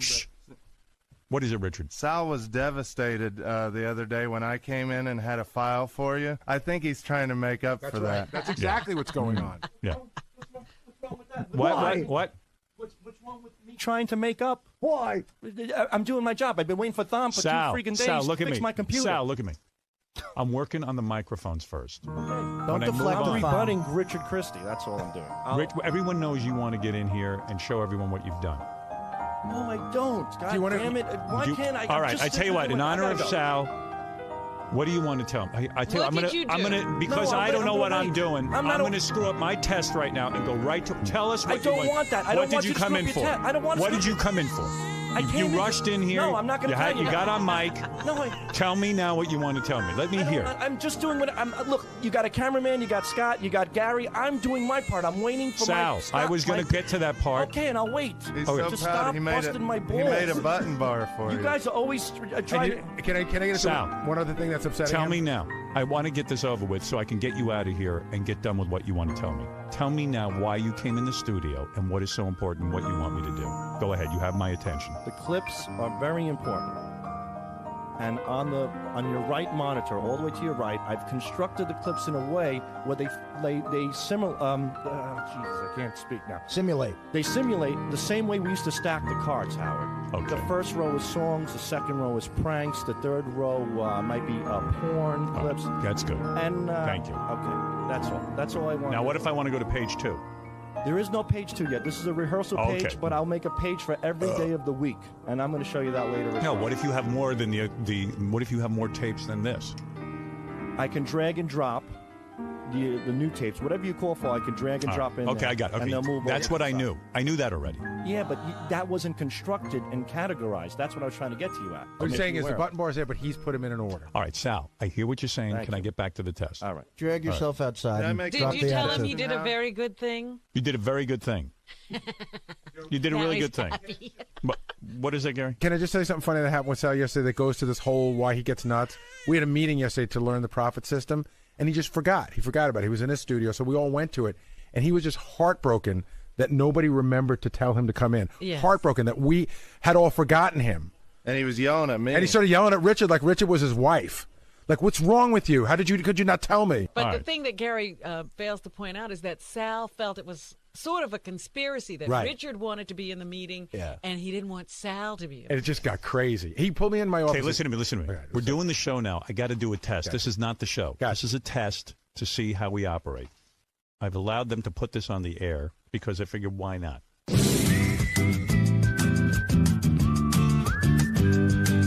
Hook nose. Howard. How come, Hey there. how come you don't say Howard, you hook-nosed Jew bastard? Come on, Howard, you hook-nosed Jew bastard. Listen, Well, you know why you didn't say it? Because it's not the show yet. It's a rehearsal. Oh, I see. He's not Yeah. wasting He's it. not up here. He's not up to Give me snuff some yet. technical feedback. can't hear the show on hold either, so I didn't know what the hell was going on when you went to me. You know That's what I got to be fixed, Tim Bob. All mean? Yeah, right. you ain't kidding. Listen, Howard, you sound a little far from the mic, too, bro. You know, that's what it must be. It doesn't sound right to me. I don't sound intimate. I mean, on the phone it sounds better, but when I'm listening to it through the radio, through the receiver and stuff, it's kind of like you're almost like pushing your voice. Yeah. You're trying to project a little bit. Yeah, that's what's going on. Ick. I think you have a problem. See, with I the need to voice. goose my microphone level up, too. Like, just be able to... I overmodulate. Yeah. You guys aren't letting me overmodulate. Thom, that's what I really need. I need to overmodulate. Digital doesn't overmodulate, it distorts. That's the problem. I don't care, Scott. Okay. Figure it out. You always tell me why I can't do something. No, I'm not telling you why you can't do it. I'm telling you what it will do. I didn't say you can't. No. I don't want to hear it. Okay. Fix it. Hey, Howard, can you Right. hear me? Where are you? I went to my office now. I just want to check. I wanted to test out this aspect of it. See, I don't like the way that sounds. It's That echoey. sounds bad too. Yeah. Let's hear. So I'm in my office, and I was going to see if the stuff we put in for you is what you wanted in the profit. Do you feel it's echoing a lot when he talks? Yeah, it's very booming. I don't know if it's an echo. I can tell me, does this sound better? Because the microphone's pretty. You know when you go to the eye doctor and he goes, this or this? No, what does he say to the eye doctor? He goes, Can you see better with this one? this one Or with this one? Say this one or this one. This one or this one? Number 2. Okay, for number 2, I have to bend over and be right on. The microphone's very short, so I have to be. Both, I have to bend over. I have to be right on it, so maybe I need a longer neck. Hold on. Does this sound okay to you the way it is right now? Hold on. Give me this or this. Is it good like this, or is it better like this? Better like this, number 2. Okay, so I need to just extend the arm. I don't know. No, you need to get your teeth made smaller. I think there's also another sound coming in there. If you can just hold the trigger down without saying anything, I think there's an extraneous All right, hold the trigger noise. down. I'm holding the trigger down. Now I'm going to shut up. Don't I talk. got it. I'm going to shut up. Yeah, listen to that. That's what I'm talking about. Hey, Fred, you're coming alive, pal. You're 2 for 2 today. Now I'm going to let go. Now I'm going to let go. That's it. See, that's it. It's picking up some sort of noise. I don't know if it's overmodulating on the board. That's called ambient noise, Or Fred. if it's picking up something Yeah, in the what's room. going on in that room? Let's see what Ralph wants. And why is there who's getting feedback? Who took their headphones off? That was probably me. Who? Thom. Oh, where's Thom? He's on the phone and. Oh, so what you doing, Thom? I'm trying to get. All right, I'm going to try and turn off your wireless. Longer. All right, that's better. I like Thom hanging in the back there for the whole show. Thom's becoming a big star in the show. Hey now. Hey now. Hey now. Hey now. Oh my God, you sound weird on the phone. Yeah, I don't know what's going on, but it doesn't How is sound. it on the air? Not good at all. There is not proper modulation. Yeah, it was better the other day, I think. Well, here's the deal. Robin sounds the worst. She sounds like she's in a tube, and it's A green type of tube? a green type of Which tube. opens and closes. Now, Fred, how come when I say that you don't hit that? Thank you. A green type of tube? Well, I can give you that. Go ahead. And you're very bassy. Everything is real bassy. It's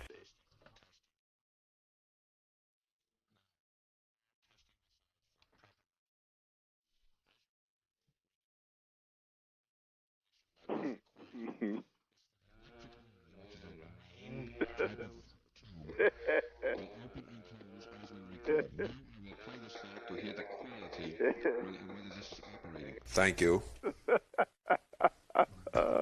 Let's see. Let's go to Steve, who says we sound good. Hold on there, I Ralph. could listen to that all day.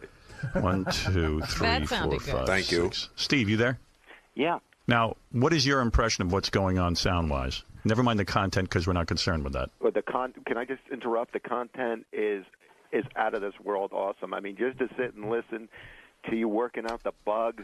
I mean, I've tried to listen to K-Rock today for a little while. It's just unlistenable what these people are doing. So you mean our test show is better than their show? Oh, please, nigga. Yeah, Howard, let's hear you sing Yankee Rose, though. Listening over FM for 20 years, this is far superior. Yeah, we're just working out the bugs. I mean, don't evaluate our sound yet, because this is a work in progress. I will tell you But this, though. this gentleman is saying all the mics sound okay to him? Robin, you sound a little off there, but Yeah, it sounds like you're in a tube or something. It's weird, because to me, you're the one who sounds the best. Yeah, it sounds really good in here. Yeah, I wouldn't even touch Robin based on what I'm hearing right now. No, you'll hear it. You'll be like, oh, no. Really? Oy vey. Oy vey. Everything on the phone. How do we know this guy who's saying we sound good isn't an executive for Viacom trying to There you sabotage you? Who are you, sir? Who are you? I'm nobody. What are your credentials? Why do you say it sounds good? This is Fareed. You sound excellent. I've never heard such a show. Hey, Gary, where's my megaphone? We need that. Your megaphone not in for the haven't test? unpacked it yet. What'd you say? We haven't unpacked it yet. I think I can find it. You haven't unpacked it yet. I saw a megaphone in that closet behind where the bar is. We gotta look. We had a lot of boxes that still hadn't been unpacked. Believe it or not. Better hurry up. When are you going to do that? Now, why am I hearing that? You hear all that now? I wonder what that is. Is that the podium? What is that? Thom? I turned his mic off. I turned his RFA off. Thank you, brother. Thom. I got to find out who's doing that. Actually, Howard, it might be your headphones. It might be Fred's because he took them off. Oh, yeah, that might be. Oh, and his mic is open. Yeah. That could be. Yeah. You know, there's nothing on hold What do you mean? when I'm waiting to come on. Yeah, we know. That's another problem. Yeah. There's no. You don't hear the show. Now I don't remember why I wanted my megaphone. Thank you. Yes. Farid. Like I can hear that guy talking, the caller. I can hear him. I could hear him good. Wolf. All right, I got to go play some stuff and screw around here, all right? Happy birthday. Hey, I listened Thanks. to you and Gary on New Year's Eve. Yeah. That stuff was great too, man. That was fun, man. I tell you, this satellite stuff is way liberating for me as a broadcaster. Yeah. I got to tell you, just being on New Year's Eve and not having like that whole weird thing. You got to get to the next element. You can't be on too long. You just be jumping in all the time, and just you're driving in your car, just call in. Well, what was weird was if they can get a damn hotline together. I'm standing there talking like stream of consciousness. Yeah. And I'm not getting interrupted by commercials. It was just cool. I was like, and I was just rambling and doing my own thing, and I felt good doing it. And you're like, oh man, I got to get up before I puke. You're like, oh, I was so drunk. Oh, you were drunk. Yeah, and then like I was trying to get it on with Beth, and then she wasn't so going sad. for it. I was going to beat off on her ass when she was asleep, and then she said, if you had done that, that would have been it. Oh my goodness. So much fun. Because Ralph has done that. Not to bet. Yeah, to bet. No, he's done that. Ralph was with some chick. That's a revelation. Ralph was with this chick, and he says to me she fell asleep drunk, and he pulled down he pulled down the sheets, and she was wearing a thong. Well, we were messing around too a little bit, and then she just kind of like passed out. She passed out on you? And then she fell asleep, and so he finished by pleasuring himself on her ass. No. I humped her ass and then came all over it. Oh, and she never woke up? No, she slept, and he did it 2 more times after that. Oh my goodness! I tried that a couple times. Are you sure she was still alive? I don't know. Are you sure she wasn't a guy? I got up and Yeah. left. I believe the whole thing except the chick part. Who's that? Oh, is that me doing that? Hold it. There's a lot Might of. be your headphones. Yeah. Really close to your mic. It's not happening now. Turn to the other Yeah, side. no, that's all right. Beth told me if I did that to her, she would divorce me. Whoa. wow. Oops. Wait a second.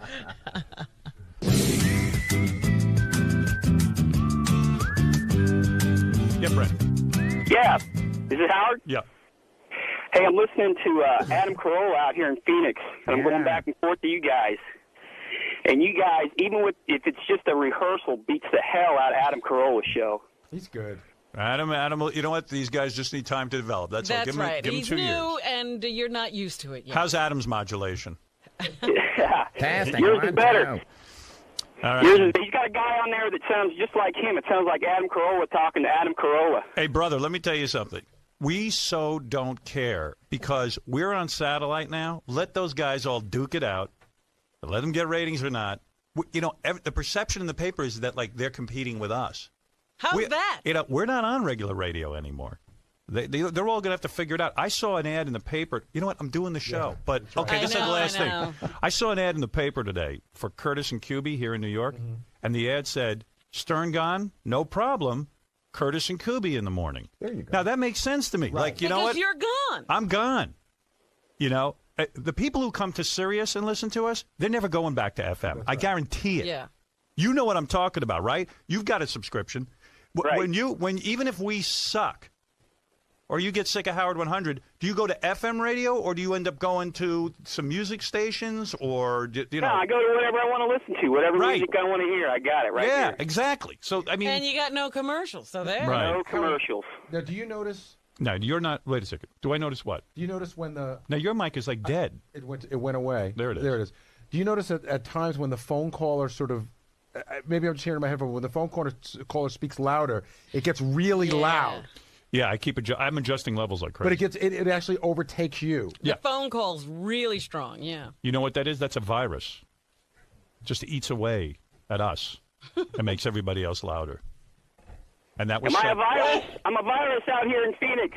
All right, buddy. Thank you. All right. That's Buddy. Man, shh. Well, the room sounds pretty quiet.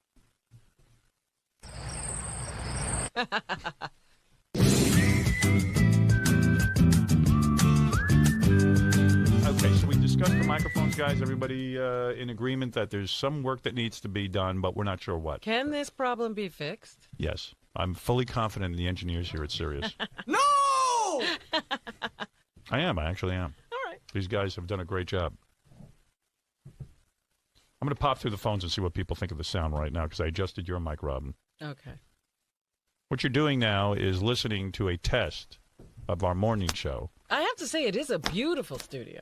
It's gorgeous. Really, we're going to have some people come down here, like hang out with us because you got to see what's doing here. And then you got to go roam the halls and just walk into the different radio stations. Yeah, I And it did is that fun. today. Yeah. Who'd you run into? Walked Richard by- Simmons and my daughter were carrying on yesterday. Oh, yeah? Up here. I saw Martha Stewart's daughter. She's kind of hot. But she's really cunty. What? Sometimes Hey, she does now. give me an attitude. What's that? I can't hear you. He's you're doing sign language. Oh. Don't you speak sign? And by the way, I don't want to curse on here, and that was the wrong thing to say. Sometimes, you know what I mean by that? I mean, sometimes she's like a little standoffish. Well, yeah, there was a girl who was sitting there with her. Jennifer, I think her name was, and she was really great, and Martha Stewart's daughter hardly wanted to speak. But Yeah. then she finally did speak. She doesn't talk to anyone. You know, because I said, "Oh, hello." She seems like yeah, exactly. She seems like she's the rich one who made all the money. Well, she is the rich one. Yeah, and she's all pissed off. Yeah, you got more money And than Martha me. seems to be very pleasant. Yeah. Now, it'd be weird if I said she was cunty, then we found out she's a deaf mute and just can't hear anything. But she's cool. I don't mean cunty like a bad way. I mean like she's just like kind of standoffish. I've met a lot of deaf mute chicks who are cunty anyway. How do you know the Maybe difference? she's a deaf mute and cunty. Yeah, right. But how do you know the difference? They give you a look. Cunty in a sexy, friendly way. Okay. All right. And that's the last time you'll hear me curse. We're just testing that, too.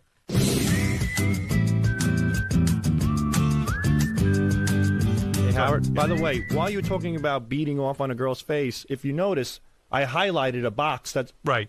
So it kind of catches this one? your... Is that someone beating up on someone's face? No, but... No? Then why would you highlight that? Well, I'm just trying to... Why are you highlighting something that isn't... This woman is not being beaten off on. She's getting beat in the face with something else. But... With what? What I'm trying to do is I'm trying to highlight an area. What's going on in this clip? This girl is... Can I say what she's doing? Yeah. She's getting gagged with a cock and throwing up all over it. Okay, now I know what's going on. And the video is fantastic. Now, when we get on the air January 9th, I don't want you saying that. You, Okay. know, you know what I decided with you, Sal? Okay. Is what I decided with you. He's dangerous. No, beside that. When you're on microphone, you are not allowed to curse. Okay. Ever. Okay. She is gagging on a penis and vomiting all over it. Okay. You know what I'm saying? That Yep, I agree with you. I think you've been abusing the privilege of cursing. Okay. Now, if Sal curses, can I put like my balls on his face? Yes. or something? Okay, here's the deal. Oh no! Every time Sal curses, he has to lay down on the floor. You'll be you sacked. put you And I'll take teabag him. You teabag him.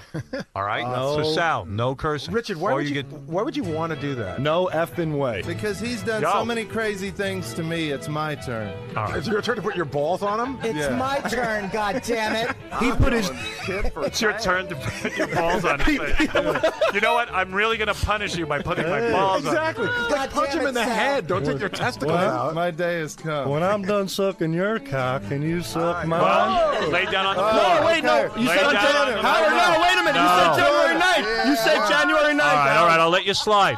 Okay. See, now, when everybody talks, that gets crazy sounding. Yeah, it does. I'll tell you It's what. Weird.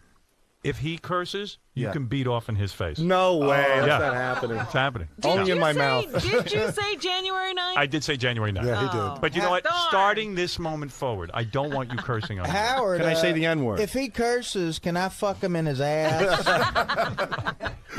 Just a thought. He came in my eye, and I come in his. All right, See, so there you seriously, curse. Sal, I Okay, don't no want more you cursing. I won't curse. I mean promise it. I'm sick of it. You I know, won't because you're This overusing moment it. on. Now, is No that more a- cursing. is We that don't a- need cursing. If I it, agree. If it sort of happens, fine once in a while, but not with you. Hey, Howard, can I ask you one thing? I'm So did struggling. Charles Hold it, Manson. stop. Sure. So now that I got a lot of microphones up, guys, and we're doing a test here, I'm having trouble controlling the sound because I'm so low.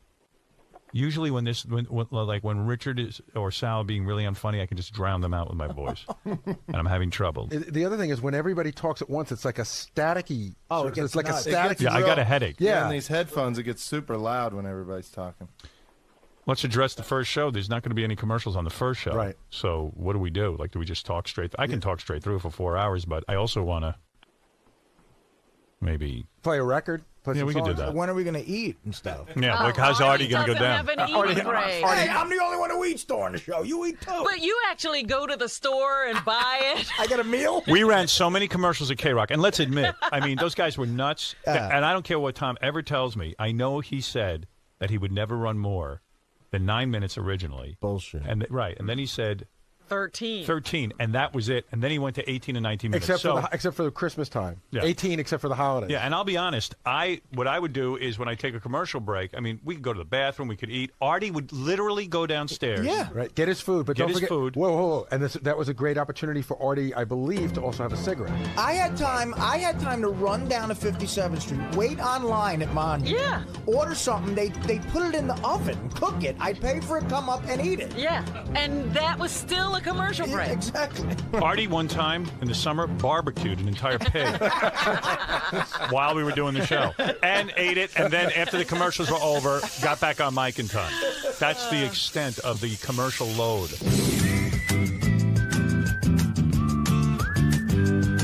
Now I'm going to test. Dan the farter's on the phone. I asked him to call and test a fart and see how it would sound. Okay. You guys got to give me numbers on these things. Okay.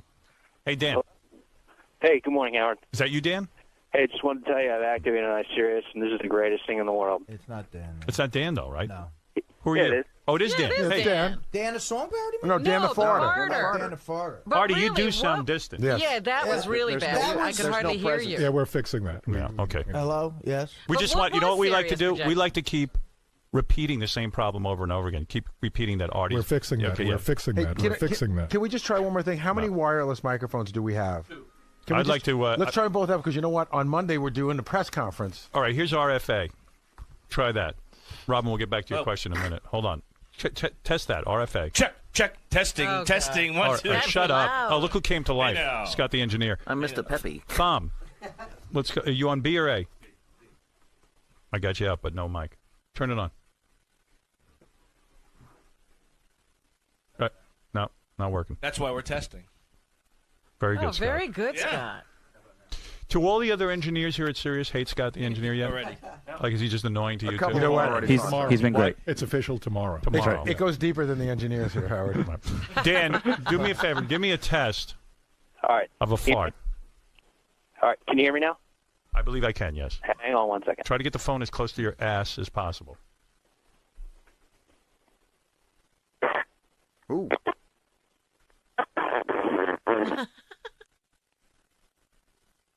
Did you hear that? All right, listen. That was pretty good, but the engineers are asking if you could actually pull down your pants and put the phone up your ass and do it. Do some insertion. Well, I'll ruin my phone. We'll get you another one. You're in a room with your son? We'll get you a new son. Hold on. He's got a son.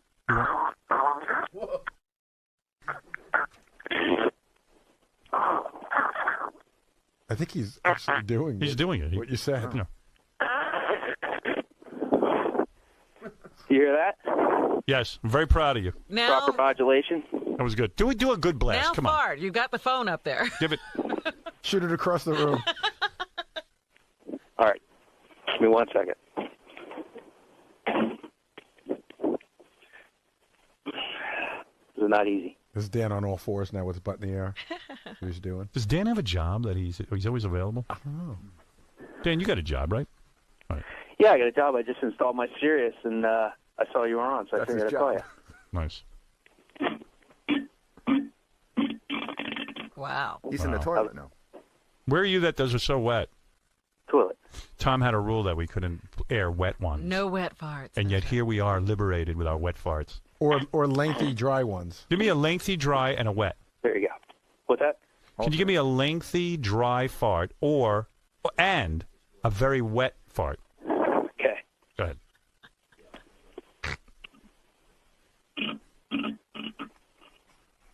Would that be the wet one?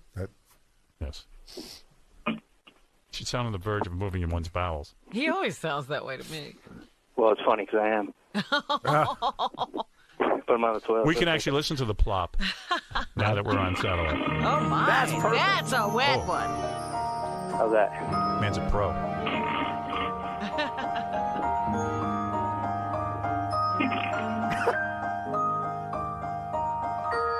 right, Dan, I got to go. Hey, Dan, thanks, bro.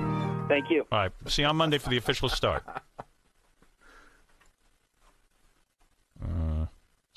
Hey, Steve. Hello? Yep. Hey, now. This is the first time I've actually been able to get through to the show. This is amazing. Well, I got to figure the universe is a little smaller. Yeah, I guess so. I think everyone can get through to this show now. Right. We didn't really announce. In fact, we have a line for each new subscriber.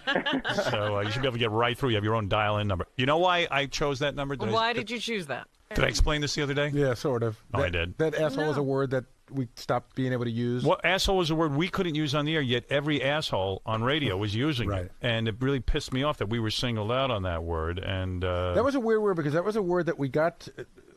we got to say for a day. And then the weird ruling on that was that we could say it, could never say it as employees of the company, but anyone else could. A guest could say it, a caller could say it. What I finally got Infinity to agree to, after years of negotiation, it's like the word scumbag and douchebag for a while we couldn't say, and then I got them to say it. So I said, I want to be able to say asshole. They said no, but eventually, after years, I got it so the callers could say asshole and a guest could say asshole.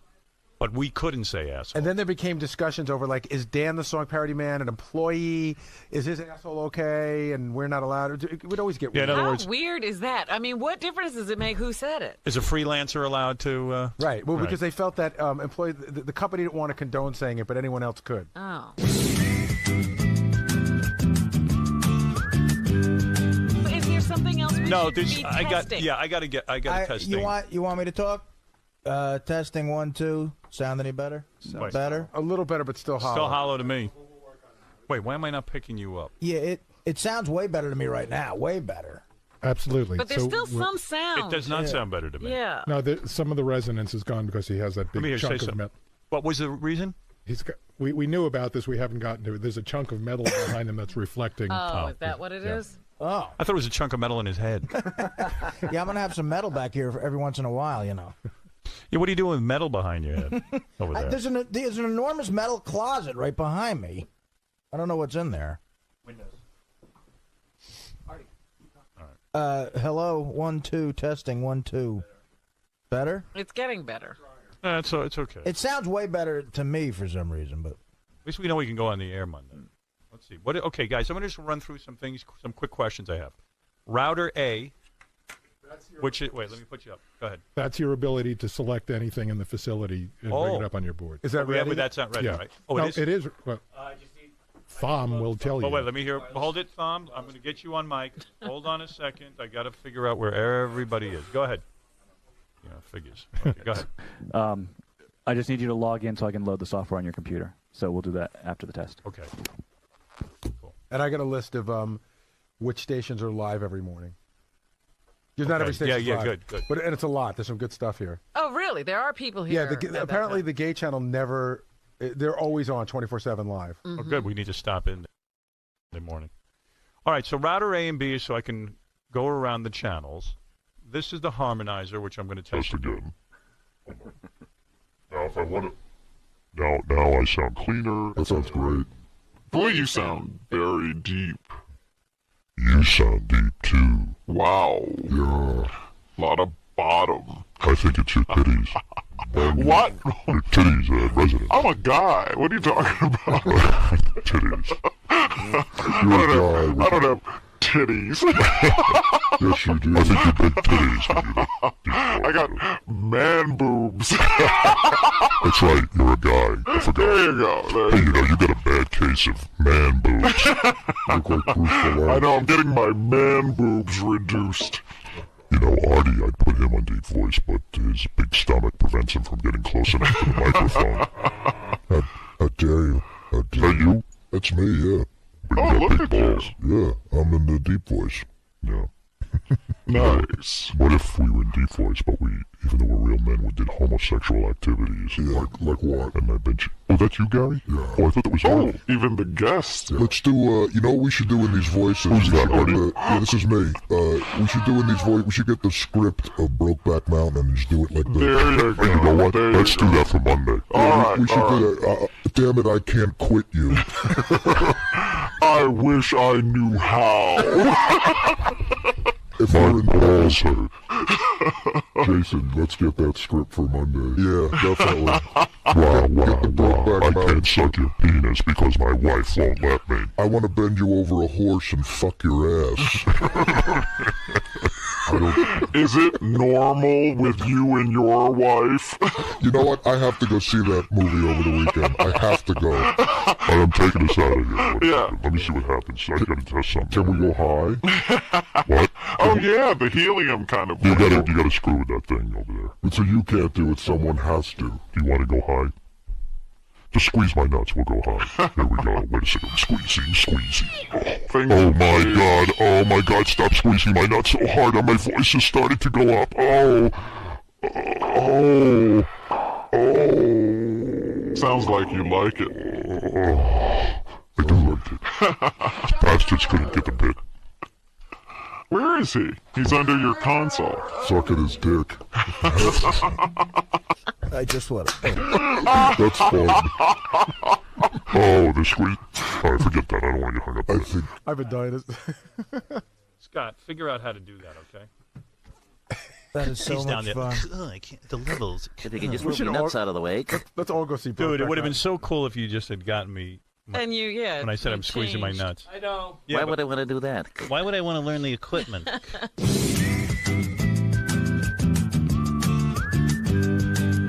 Yeah, Ralph says he has an update on how everyone sounds. All right. 7, 8, 9. Hey. You know? Yeah, what do you got? Robin sounds better. That's why I adjusted her. And you can hear on hold now. Good. I can hear you guys talking.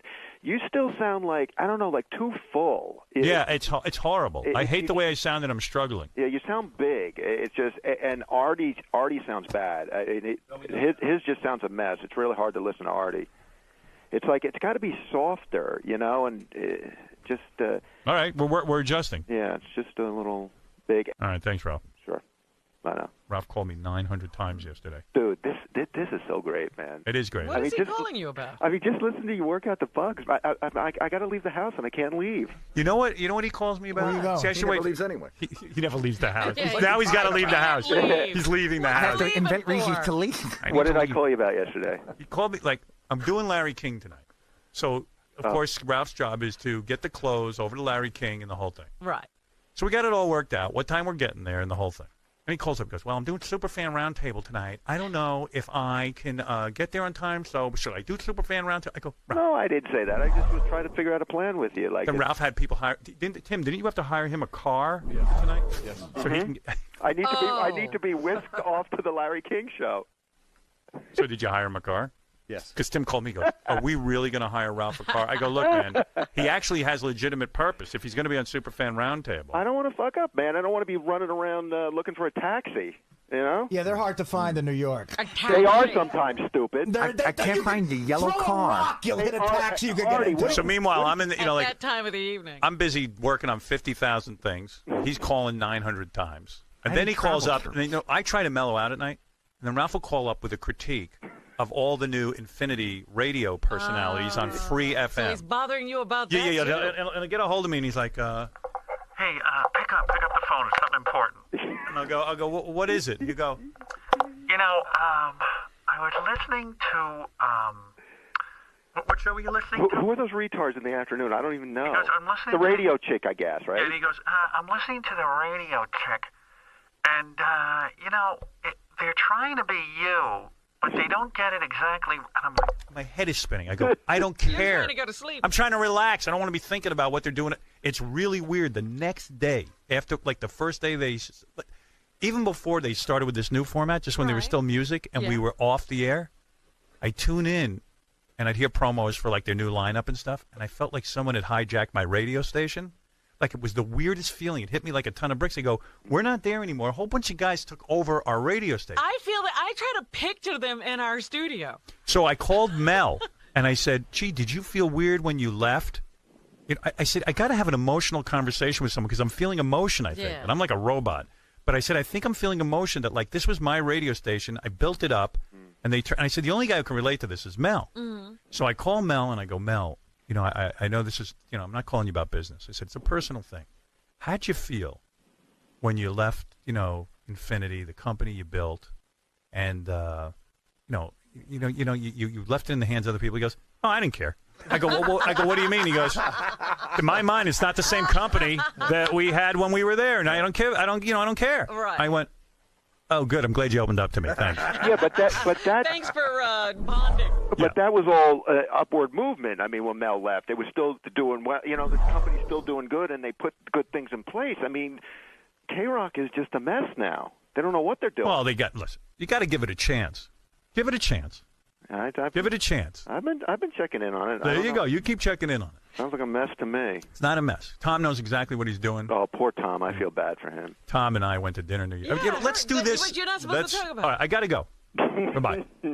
Bye now. Bye now. God only help me if he doesn't show up with my clothes tonight. He's done that before.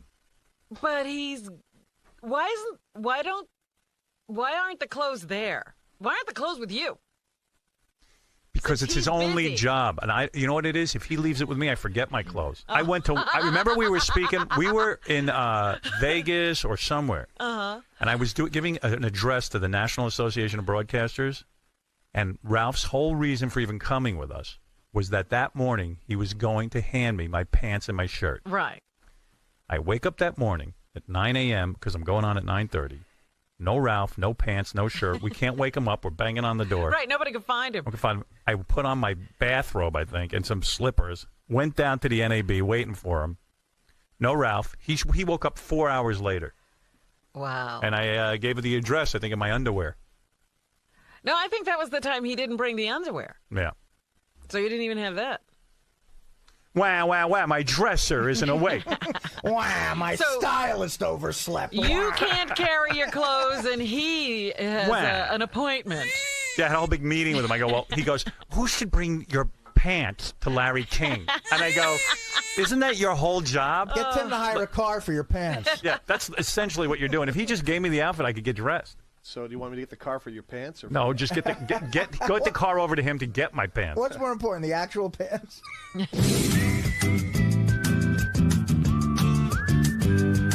All right, this might conclude our test. All right. No other equipment we have not tried. I'm supposed to be on vacation. That's right. I haven't had one day. You went to Mexico, didn't you? Yeah, that's hard. That's a hardly. You can hardly remember it. I don't even remember it. I think my biggest problem is my microphone and everyone else. There's no other equipment we have not tried. No other there's a lot of features or functions. We did try the talkback. It doesn't work right. No, we fixed it. No. What? Oh, you did? Yeah, I'll go do it real quick. Hold on. Oh, he wants my talk back. I hear you great. All right, great. Yeah. Now, when you hit the talkback, though, did you cut off my microphone? I shouldn't cut off your microphone. Testing 1, 2, 3, 4, 5. All right, there's a problem. Oh, it's cutting you off too? It's cutting my headphones off. Okay. Oh, no. Split it in half. Yeah. Thanks. Wait a minute. It cuts your headphones off? It's fine. We got it. We know what we're doing. I mean, we don't know what we're doing, but we're going to pretend like we do. Hey, Howard, is this better? What? Is this better? It's just lower, and you're so far away, we'll never hear you. I'm not that far away. I'm sort of right on top of it. No. Your box is far away. I think we got to move this box closer. I see. But, I mean, how does my sound for you? Is that up all the way? Yeah. Yeah, I think we need more volume there. Okay. Let me hear. You don't even have to move if he gives me more volume, I'm not going to worry about how far away it is. Tom. You don't have any room to play there, Tom. Thomas. Thumbelina. I'm trying to figure out why I just... Arthie and Thom. Just turned off. It sounds like right. a Don't good worry about that. comedy team. Thom and Jerry. Oh, we have to test something else. Artie. Yeah. Insert your finger in my ass very slowly. Oh, that's one of our classic bits. Yeah, let's go to Tim, our program director. Do you have the wireless mics potted up? I just got a call that they may be popping. All right, I will now do a test of the wireless microphone. It is indeed up. Yes, I will now turn it down to examine whether or not there is a popping type of noise. Now, how come we wouldn't hear the popping? I heard it. Okay. Let me hear. Who heard it? Mark did. Mark heard it. Wait a second. What'd you say, Artie? Now I don't hear you at all. I didn't say anything just now. Who was just talking? I think Benji. It's behind you, Oh, right so behind you. To your left behind you. Oh, go ahead. There's so many people in here, I can't figure out what's going on, to tell you the truth. I think it happened when Scott, his wireless mic came close to the lights by the bar. You mean I screwed it up again? You mean I caused sound degradation? You mean you engineers at Sirius are learning that I screw everything Actually, up? I'm sorry, I totally absolve. Didn't you see me? I Scott. quick-paced action during the harmonizer bit? No, it was Tom. It was Tom. When Howard said squeeze the nuts and I couldn't get it to work? It was actually Thumb. I don't do enough wrong. You got to blame me. I'm sorry, Scott. It's something I didn't do. I know. I'll blame Thumb. Thumb's the new go-to blame guy. Yeah. Sal tried to deflect to Thumb before. You know what? Scott's blame guy used to be Richie Herbie. That's Richie's problem. I'm off the hook now. See, the problem is that now it's Thumb. problem is that Thom and Mark are so good that Scott can't blame them anymore. That's right. It's all my fault. All right. So, okay, Robin, you asked a question. Yes. Is there anything else to test? And you came up with a very good test, which was testing the cue from your studio to mine. I am now going to ask you if there is another test that you feel we should be performing. Testing. I am not aware of all of the things you have at your disposal. I'm just trying to throw out things that I thought you might have, and I can't think of anything else.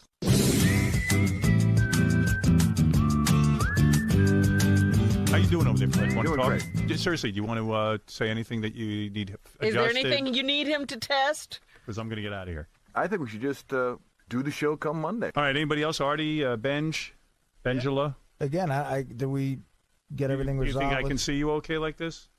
Again, I think you have to go through the same amount of effort as you did last time. So Okay, good. I think it's fine. I yeah. can't see Benji at all, but I'm not complaining. Nope. Can you see Fred, or do you have to I stand can see up? the top of Fred's head, which is fine. So Fred stuck his head up, you could have eye contact. Yeah, I don't want to have eye contact. No. And everything is working for those guys over there, Benji and Artie and Benji, you're all right with the thing, the TV monitor? Everything's good now. All right. It does feel a little warm in here, though. It's hot. I thought we'd. We're going to adjust that. What's going to happen? They can adjust that too? Yeah, some other day. Wait, you mean there's more than on and off on the thermostat? We've always had problems. I love that. What temperature would you like, Howard? I'll get it for you. Believe it or not, the thermostat in this room is worse than the one we used to have. Oh, Don't dear. tell me that. Well, It's they'll fix it. Tom's fault. Turn around on the wall. That's that white box there. It has nothing on it. It's a slide thing that doesn't say anything. It's because I'm sweating. I and know. Dizzy. It won't do anything. It's like one of those don't walk buttons.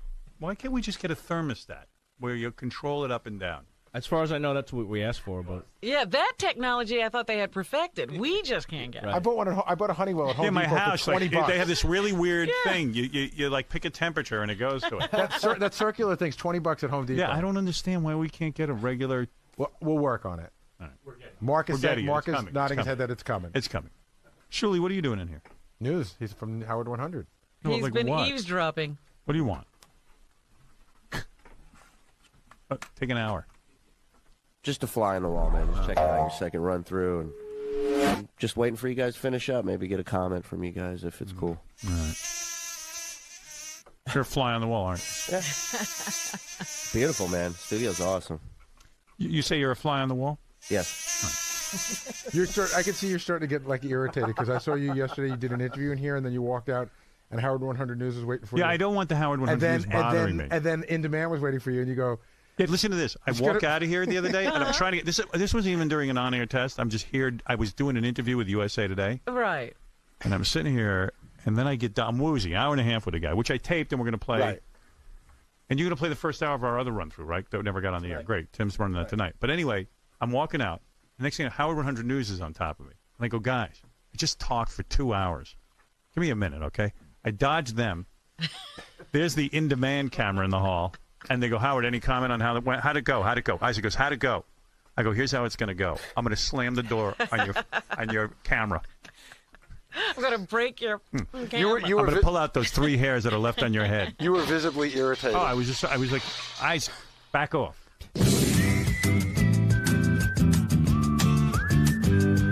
Hey, look, there's a page up and a page down, so I don't even have to. Oh, you see, that's what I'm after. What's that noise? What's that noise? I don't know. New noise. New noise, guys. Somebody's making eggs. Gary, that you got you, up. Gary? Artie's I don't cooking think so. something. That's my hairy back rubbing against the Go ahead. metal. Scott. Yeah, you could either go up, page up, or page down, or drop So down. I'm on supervisor page down. What happens if I go page down? What do I have? Howard Monday, page 3.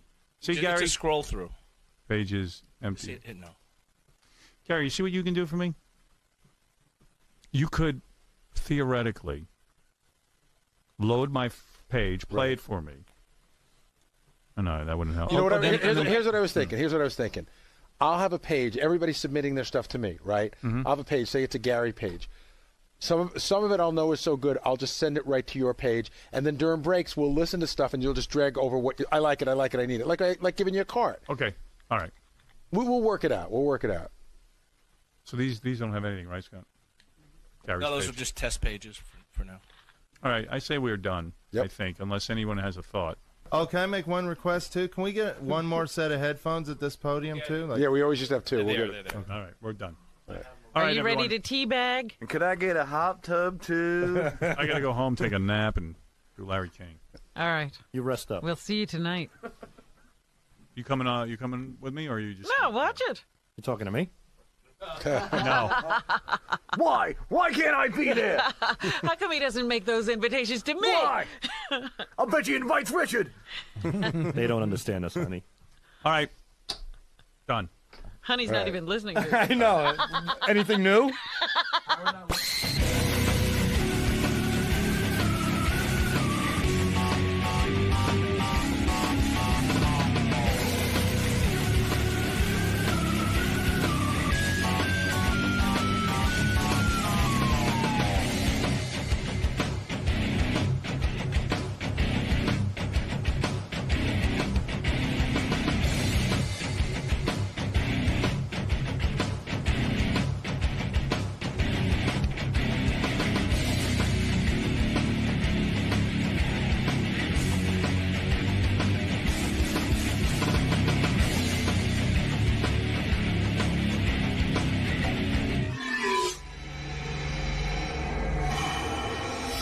Williams here, going to see royalty.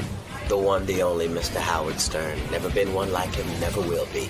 So I'm coming to pay homage, and I'm nervous, because it's Howard Stern. You should be nervous. Good luck today, Cat. Thank you, sir. Guess who's here today? Cat Williams. We love this guy. Yeah. He's a funny dude. I don't know how many people know the work of Cat Williams. Well, he's appearing in movies more now, so maybe people know him from that. What movies he in?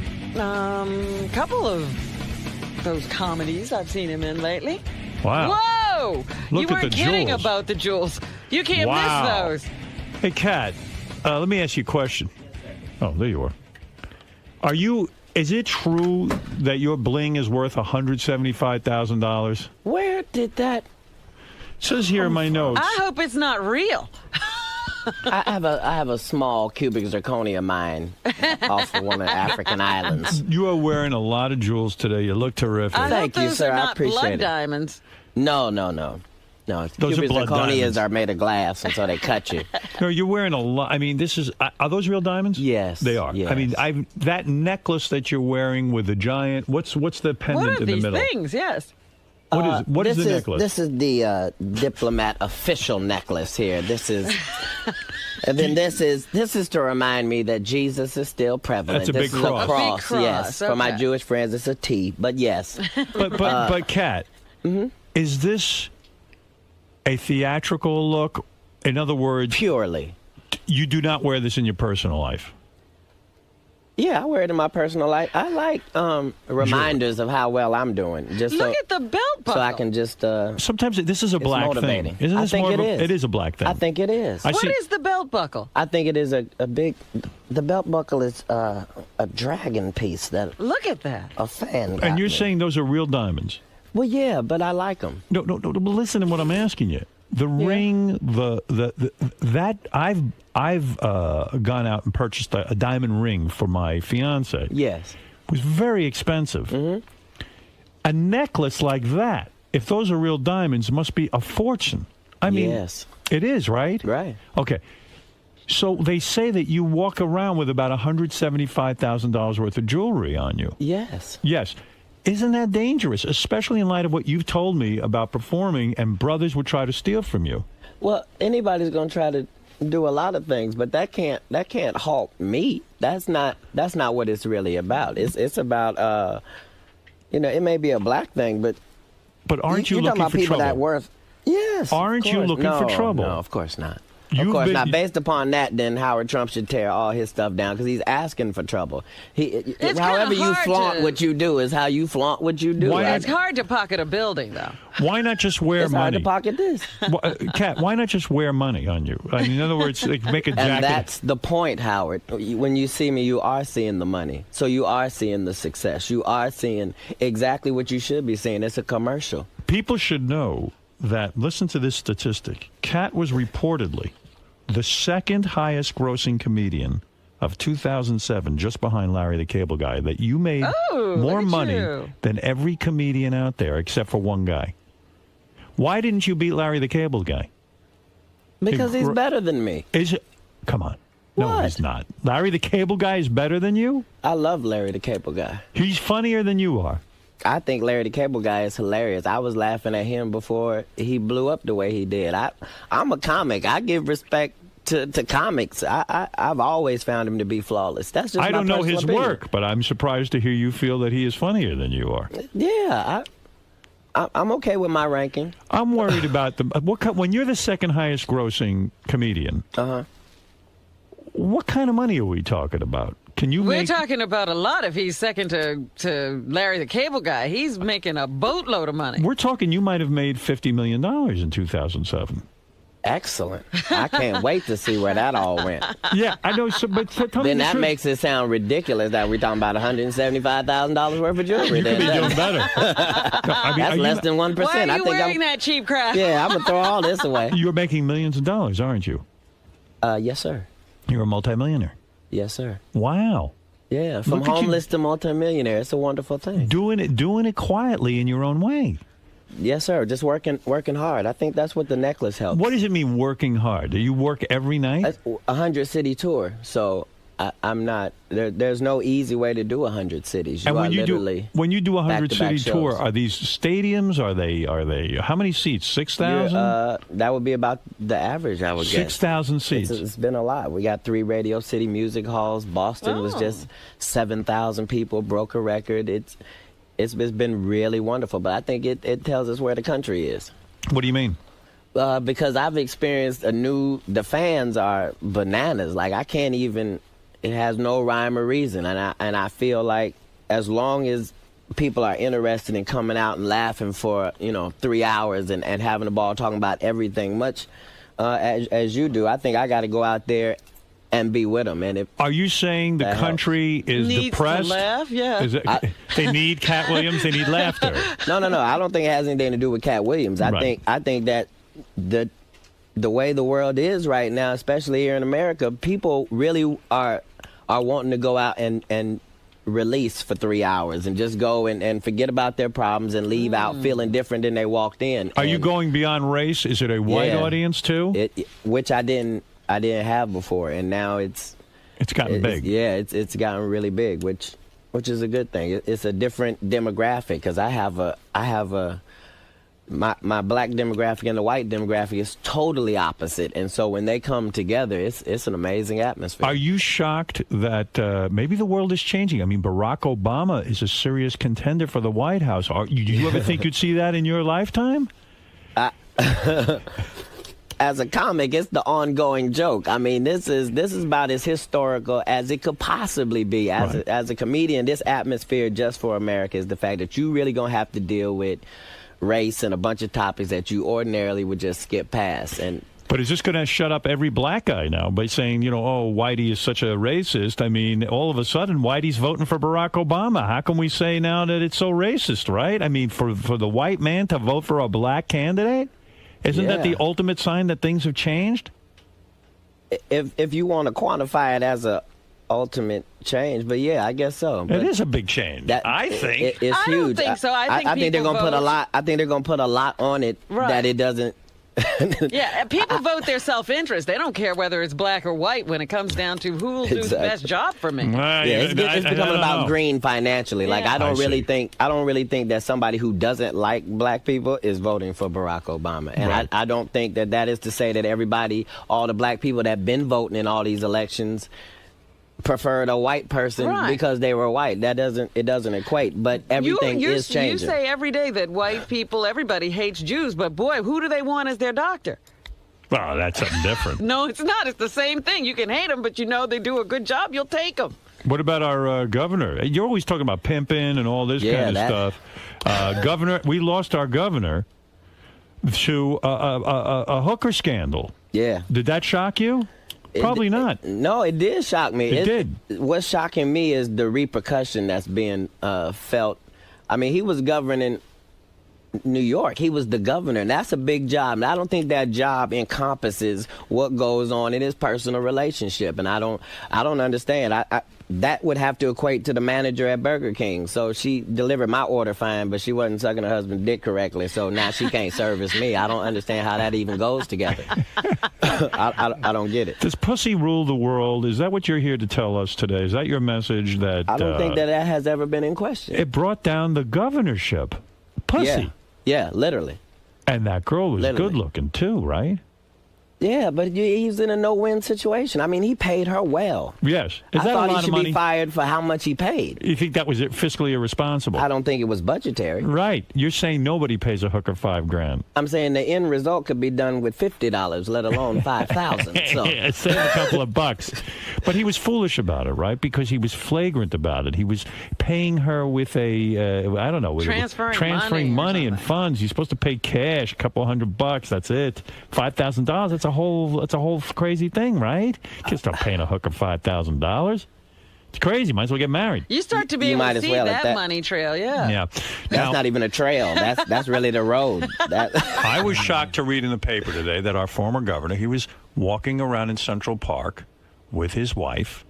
They were having a nice, They're romantic. They were having a romantic weekend. Wow. And, Now, has that ever happened in the history of niggerdom? In Central Park, the governor had an outing with his wife, Silda, and they are, I guess, trying to repair their relationship. Amazing. That's amazing. Outing, or they were trying to argue in public? No, they were not holding hands. They said that. But they were walking together in Central Park. I mean, wouldn't you have expected her to leave? Maybe that's a nice place to discuss your divorce. Well, you can't kill each other. It's a good way to whisper a threat in a public place. Maybe she was pointing to buildings she wanted to buy with his money. She was showing him the new real estate. Really? I'm taking this whole part.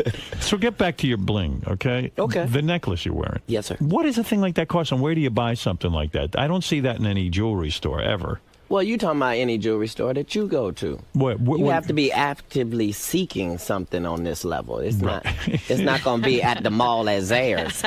Yeah, I mean, where do you find a giant cross like that in solid diamonds? Where do you, not Johnny Dang's in Houston, Texas. That's just sitting in the window. Sitting right there in the window. What's the price tag on something like that? Be honest with me. I don't know, maybe. Is it $50,000? Yeah, well, no, just this part of it here is 50, and then the rest of it's about 70. Wow, so you're wearing a lot more than $175,000 worth of jewelry. Well, I don't know when that article was placed. Or is that $1 million worth of jewelry right there? No.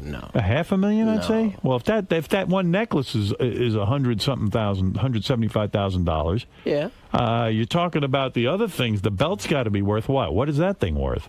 A lot, but I used to be homeless, and that wasn't worth nothing.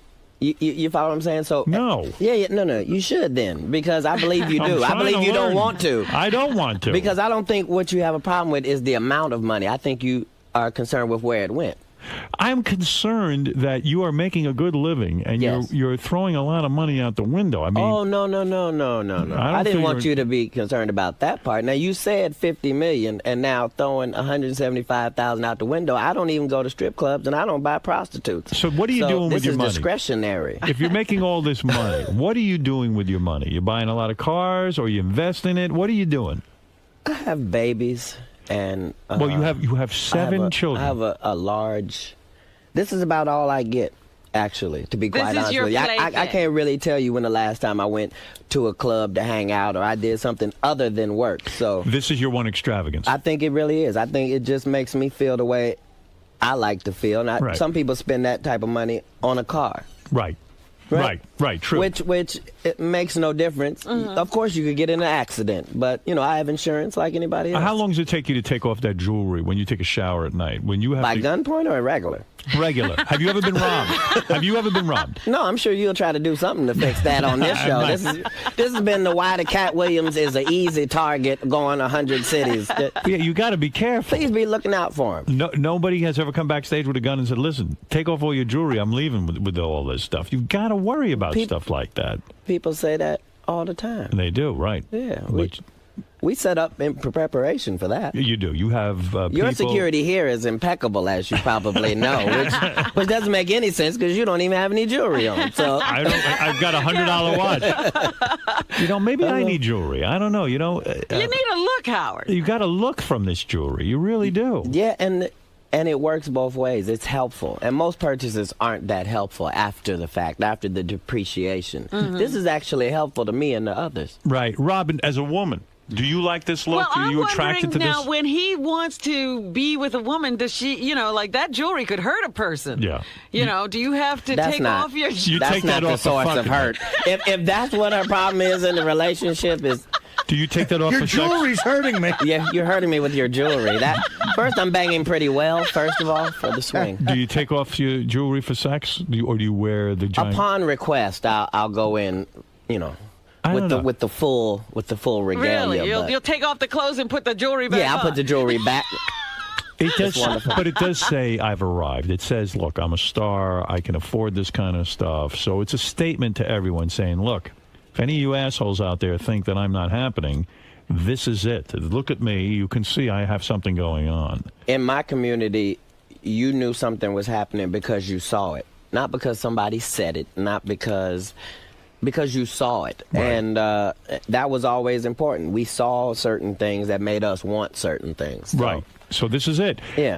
And you now, do you go back to you were homeless. You grew up very poor. Do you ever go back to your neighborhood and say, look at me now. Look at my jewelry.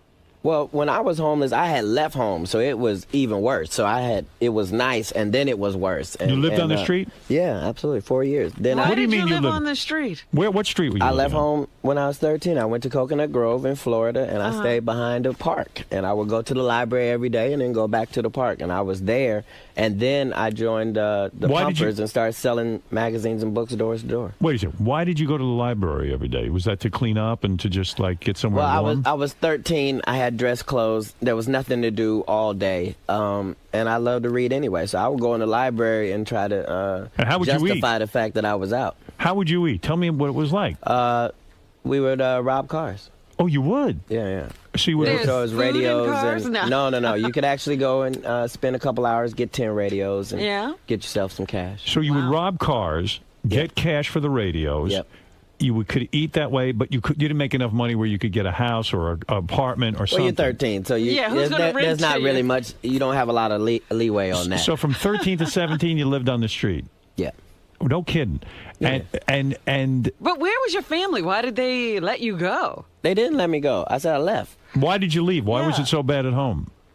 I don't know. It wasn't that it was bad at home. It was that something was wrong with me. Like, I didn't feel regular. I didn't feel normal. And I felt like I was in a confining situation that was going to turn me into something that wasn't even close to where I thought I was trying to go at 13. But how sad for your parents. They had a kid, and the kid Absolutely. left the house at 13. Oh, it's the craziest and thing split. ever. Yeah. Yeah. And they must have been worried sick about you. Oh, absolutely. The whole, yeah. So Putting now, it in when your parents still alive? Yeah. When they see you now, they're probably like, "Wow, that shit leaving home and really works." I mean, They're you, throwing out the rest of the kids out. Yeah. you need That's to go why I live on don't the tell street. this story. I don't want the homeless rate to go up because it never works out the way it worked out Sounds for me. pretty- yeah, it is a miracle, is what you're Oh, saying. definitely. And, it's a whole different world now. And where did you live? Was it Ohio? Ohio. So Yeah, it's yeah. cold in the winter, right? Yeah. Florida just came because I wanted to go somewhere warm. So. Oh, I see. So You you went to Coconut Grove. Well, I didn't always mean said to be that. there. It just, I always said that. Why don't the homeless people move to Moved Florida? to warm places. At least you can sleep on the beach. yeah, I don't really understand. If you're homeless in New York, It's insane. You haven't tried walking. Yeah, I thought the There's smartest. no way you. Yeah, you the go smartest to homeless people I ever saw were the ones who lived in Hawaii. I was like, now this is real. This is paradise. Yeah, that's as a choice though. Is being homeless fun at all? I mean, on some level. I mean, it sounds to me you almost make it sound romantic. No, nothing was fun about it except for the fact that I got a real chance to do what was going to help me later in my job. So all I spent all that time doing was just watching things and watching people and looking and making comments, putting together an act. Yeah, as it turned out. Yeah, as it turned you out. You didn't know it was an act, but it turned out to be an act because you could observe everything and then make comments on it. Yeah, and then when I was selling stuff door to door, then I went all the way across the country from one door to one door. So to get that experience and experience from that and then to be able to turn it into this, that's why it's got to be a celebration. Because sometimes good stuff does happen. And now you got like 8 kids, right? Yeah. Well, but 7, those are all adopted? No, 7 are adopted. We got to stop saying, oh, I was told not to touch that. Yeah. Right. I got to stop saying that, the adopted word, because, why? At this point, it's been enough time that it'll start doing more damage than good. Oh, but I see. You know what I mean? Like saying a kid's adopted? Why is that bad? Why is that negative? Well, it's not negative. It's just that when you first start, that's the label that's put there because that's what happens. But what you're trying to do as you're going along is you're trying to make it where it's a family unit where it's not. But why did you adopt so separation. many kids? Is it because you felt bad about your life and being homeless and you wanted to save some people? I don't know if it's going to make any more sense than the jewelry, but when you come from a certain area, you just want to do better. Like, you just want to do better and you want to do some good stuff. And a lot of stuff that I did that was bad early on, I kind of felt like I was doing it because I didn't have a choice. So, given the opportunity to get out of that, then I'm going to make the choices. So what you're saying is some of them that are good. In some way, you're saying in order to do penance for the fact that you stole radios and stole from people or whatever bad things you did out on the streets, maybe I could save some kids' lives by taking them in and do some good work. Is that what you're saying? You're not ever going to even up, I don't think. And I understand how much I was going to do whatever it took to get me to this point. In doing that, you say a lot of things to God, like, if you just let me get out this situation, I promise I'll do some things I don't have to do. And you try to keep up with it. Do you admire Madonna and some of these white broads who get the black kids and take them in? Do you like that? I don't understand it, but it's not for me to understand. I mean, if anybody that adopts a child is adopting a child. You can't. What bad are you going to say about it, whether it's in Africa or Asia? But why? What do you mean you don't understand it? Well, I don't. I don't get it. Like, what don't you get about far way to travel. You didn't have to go to Africa to get a kid, did you? No. I don't think I would go. I don't know what I would do with an African child except teach them all un-African things. Like, I don't. Right. You feel that it would be better for them to grow up in Africa, these kids? Well, I'm just saying Madonna's African son, how African could he possibly be? Like, he's not going to have any familiarity with dust or climate, or he's going to be. You ever been to Africa? I went to Haiti. Oh, you went to Haiti? Yeah, which is... Where's that? Is that Africa? No. No, that's worse. That's a worse condition, definitely. But I've never been there. But a lot of Richard Pryor went to Africa. A lot of comedians go to Africa to find themselves because it's an amazing experience to go to Africa and see that everyone in charge is African, is black. Chappelle. Yeah. Chappelle did that. He flipped out, went fucking crazy. I don't think he went to... You think he went crazy because he went to Africa? Absolutely. Africa makes you crazy. It's a he tsetse went flies. after. I thought they said he was crazy and then went there. Yeah, he was after. Africa came after he went crazy. Now, Cat's out promoting an album. I don't understand the correlation. Does Africa make you crazy? I don't think so. Sure it does. Robin went to India. She almost went insane. Just the culture shock? But I got to tell you, yes, the culture shock, absolutely. Cat's out here promoting an album. Oh, yeah? Yes. You're singing on it. How does this come about, by the way? You got a big record deal with a record label and the whole thing? Yeah, the whole thing. I really wanted to do as many things as I could that where my love was. So I did an entire rap album and financed it myself first, and then I was able to get into the and you're doing movies too? Look at you. Absolutely. You're on fire. Yeah.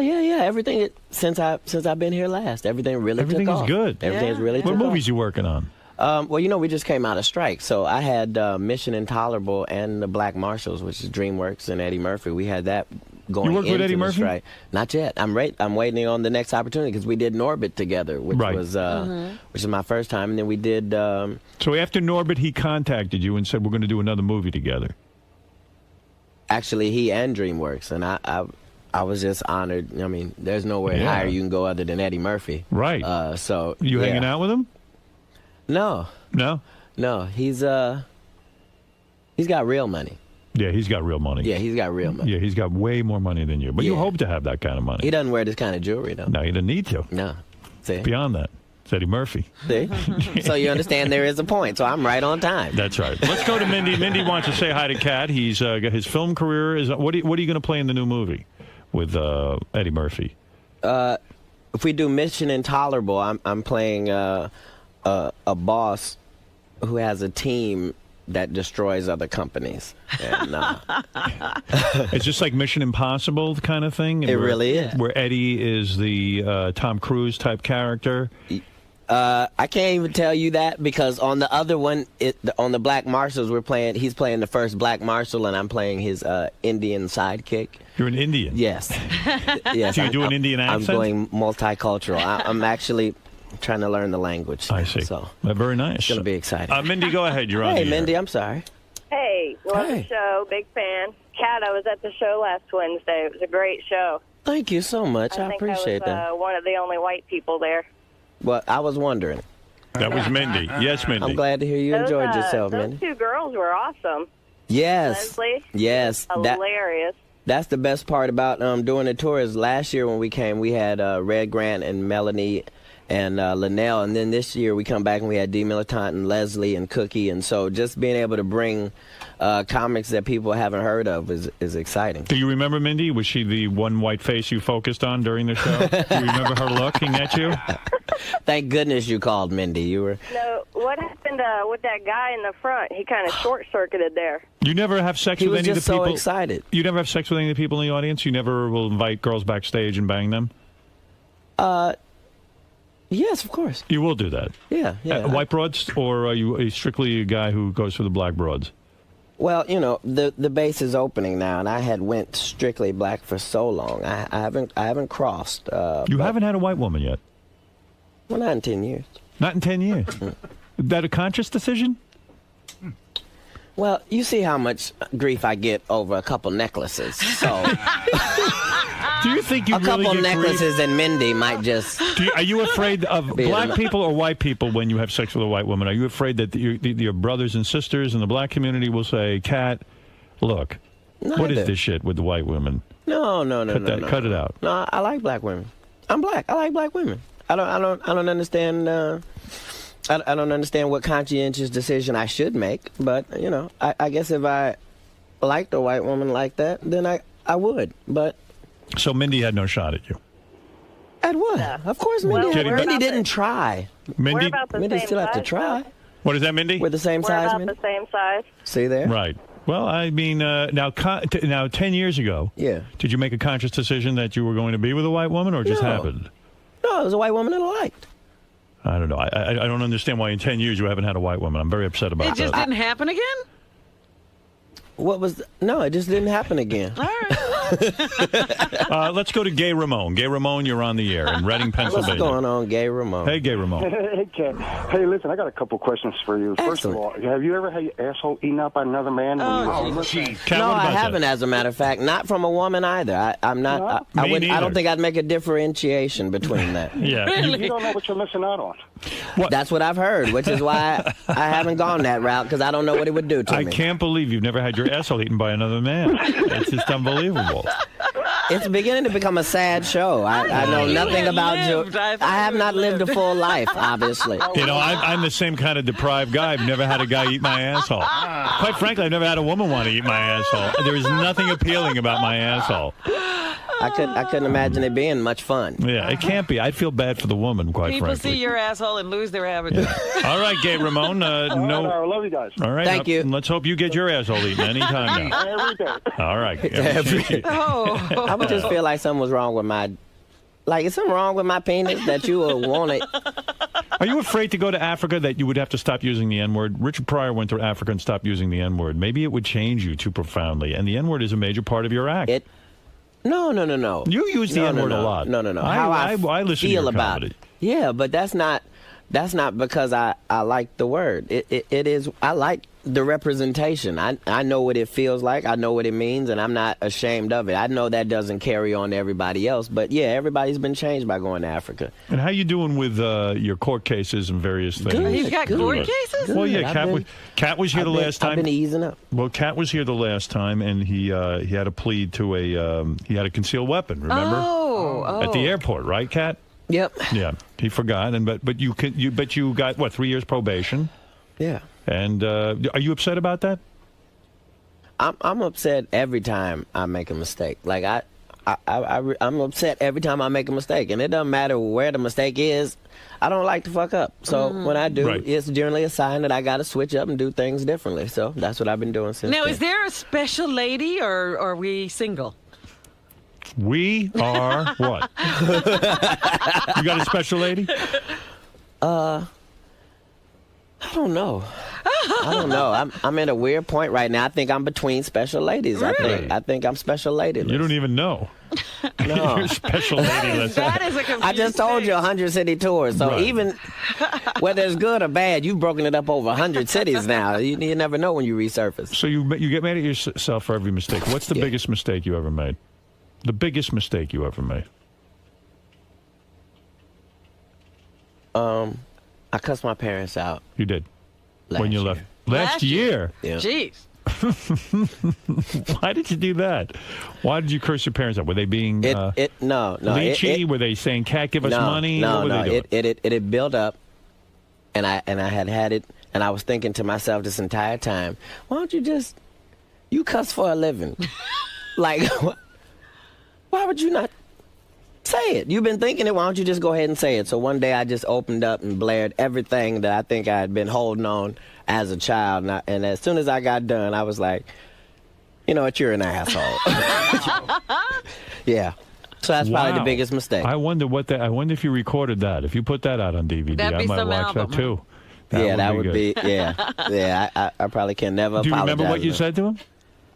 You say I'm a professional. What did you say I'm to a them? professional. I can be just as evil as What possible. did you say? I really wanna felt hear like what you... I really felt like I should be off of the strictness. I've always tried to be free, and sometimes.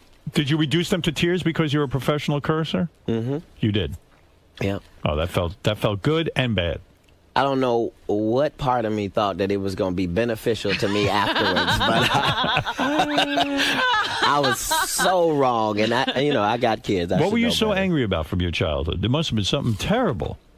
No, just it was strict. So when you're in a strict circumstance, you really just want to do whatever is not strict. Now you don't want to go all the way to the point where you have men eating out your asshole, but but you want some sort of freedom. So I built everything into just trying to be free, and then got to that point. And I thought you were going to say the worst thing you ever did was put paint thinner on a door handle of a guy's door handle and burn his hand. That was not the worst thing I ever did. That was not. No. Cursing at your parents is worse than that? Yeah, way worse than that, because I didn't like that dude. Right. That was in. Explain that to me. If you put paint thinner on a door handle and the guy grabs the door handle, it burns his hand? I don't know does paint thinner burn? Well, it burns. Goes through paint. That's true. You run to go, put the cold water on it, and cold water accelerates it. Oh, so you can't even get away from it. What did the guy do to you to make you so mad that you put paint thinner on his door handle and burn his hand?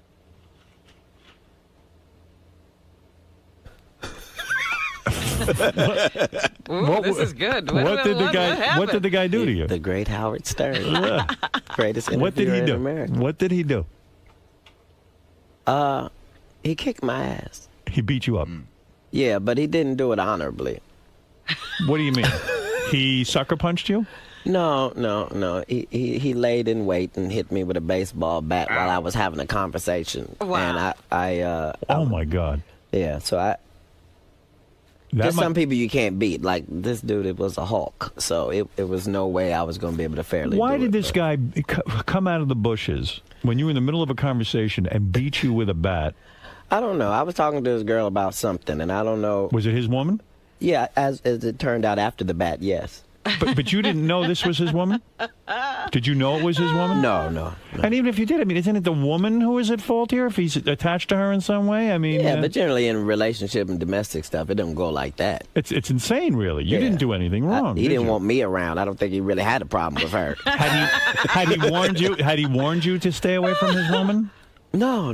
Nothing like This that. was just out of the blue. No. And I was in a situation where I knew that I was going to have to somehow get some revenge and yet still be able to live in the general vicinity. So. When you say someone beat you with a baseball bat, that sounds deadly. In other words, where did he hit you? In the head? I'm short, so I probably got saved, and it hit me right around the shoulder blade. But I think it might have took my head completely off if he done what he was trying to do. Wow. How many years ago was this? I guess. I don't know. Probably the last time I slept with a white woman. 10 years. 10 years ago. Yeah, about that. She was a white woman, this woman? No, No. she was not. So all you did, your crime, This is my only therapy. I travel the country, and then maybe if I'm lucky, I get to Howard Stern and find out what's fucked up about me. Your crime was that you were talking to his woman. Yes. You weren't sleeping with her. Were you No, fucking those this were girl? my intentions, and They were? Yeah. I see. Yeah, that was the part that was So happening. he comes over, he jumps out of the bushes and hits you with a bat, and you go down, and then your revenge, I guess, is to burn. Bushes. You said he came out of the bushes. I'm quoting you. He jumped out the bushes. He jumped out of the bushes. Boom. Right? I would piss my pants. I'd be so scared. You wouldn't think about paint thinner. Well, I've been beaten with a chain. Sure you would. But A chain? A chain, yes. But you never got revenge. You Oh, stayed no. away from Oh, you're those goddamn right I did. I wasn't Yeah, going to go I back get and beat burn by the a guy with chain. his hand. You know, burning the guy's hand, he must have figured it was you, right? I don't think so. You don't think unless he's he's listening. He knows When now. he was beating I would you, never do that now. When he was beating you with the bat, what did the woman do? She must have. What did she do? They do what they generally do. Don't help either party. Just watch. Oh, baby, you really love me. I was just testing you. Those two guys, I wonder most who's gonna relationships win. won't be able to stand if you get beat with a baseball bat in front of her. She ain't gonna respect you. Yeah, it's kind of hard. You should feel safe, as long as It is horrible to be beaten in front of a woman, isn't it? I've experienced that. Really? It's Oh, horrible to get beat anywhere, but in front of a woman has a special sinus. In school, I would regularly be beaten in front of women. Oh, I never thought of it. Yes, absolutely. My neighborhood, you were beaten, and you were always beaten in front of a woman just to make it worse. Yeah. Sometimes the woman was doing the beating. Yeah. Yeah. My neighborhood makes Cat Williams' neighborhood look like a country club. You got beat with a chain, I guess so. Oh, yes. Well, anyway, when you're getting beaten on the street in front of a woman, are you still trying to look cool in some respect, like trying to hold on to your dignity? Well, you know, in a normal fight, you have the opportunity, no matter what happens, to at least make a good representation of yourself. Maybe you get knocked about, but it's your fancy footwork that she admires, or some flashy comeback you said as you were getting hit that might, But with a baseball bat, you're pretty much you're done. Yeah, you there's no redeeming. She's not going. Yeah, There's nothing. I like the way you took it. Like, You remind me of a guy, a comedian that used to do my show all the time. You know Drew Carey, right? Absolutely. Drew would always say, as soon as my sitcom's over, I'm getting out of the business. And you make the same claim. You say, I'm getting out of the business in 10 years. You're not going anywhere. I mean, You'll be hosting The Price is Right, just That's like right. Drew Carey. All you guys are the same. You, Drew Carey, you're in the business for life. Yeah, what are you going to do? You can't be normal. You love it. All right, never mind. Hey, listen. Okay, can we summarize this? Cat Williams is in American Hustle, the movie, available now on DVD. American Hustle, is that the one I saw? Your stand-up mixed in with some comedy sketches and all that? Is that your special? I'm confused. This is the one. This is leading up to Chicago. So this is Red, saw it. Liddell, and Melanie. Yes, the one that you saw. So There's yes, one broad on there who's super hot and super funny. Yeah, you talking about Liddell? Yeah, I'd bang her hard. And you'd have to. She's my type. Have you ever had her? No, I was always too nervous with her. Oh, my God. I pay certain respect to certain. Right. Yeah, it's You not never gonna be me. You don't think she's hot? I think I think I probably just ignored her hotness. Really? Just because of, the workplace. I could get fired off the tour for something like that. You wouldn't get fired, trust me. Probably not. Yeah. I'm going to bring her here next time. Bring her in. And you got to see this new show. You got to see Leslie. You're gonna bring some of these broads in here. I'll show you how it's done. I'll show you how to talk to these ladies. Excellent. Since I'm going to still be in the business. I bet your boyfriend will be taking a bat to me when I'm done with it. Hopefully I'll stand with you. We can take care of it together. So go see get the DVD, American Hustle. It's a lot of fun. And look for Kat's music album. It's Pimpin' in stores later this month, including rap music and, singing and when you comedy do sketches. You're a comedian and you do an album, and you do an album of music. Uh-huh. Do you sort of feel like, you're getting into that Eddie Murphy territory where you're just out of bounds? You got to be careful. I don't know what that territory was. Like, I don't think that's what actually happened, because I remember he had a song that everybody liked, and then he had a song that nobody liked. Yeah. But I don't Party All the Time was his big hit. Right. But I'm saying that's going to happen regardless. Might as well have some fun. Yeah, why not? Darrell, go ahead in the South Bronx. Good.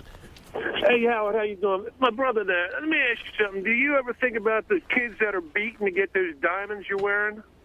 What do you mean? No. About He blood says his aren't blood diamonds. Those are. I've checked over each diamond. Those are not blood diamonds whatsoever. No, I'm not. I don't try see to blood stay out on of them.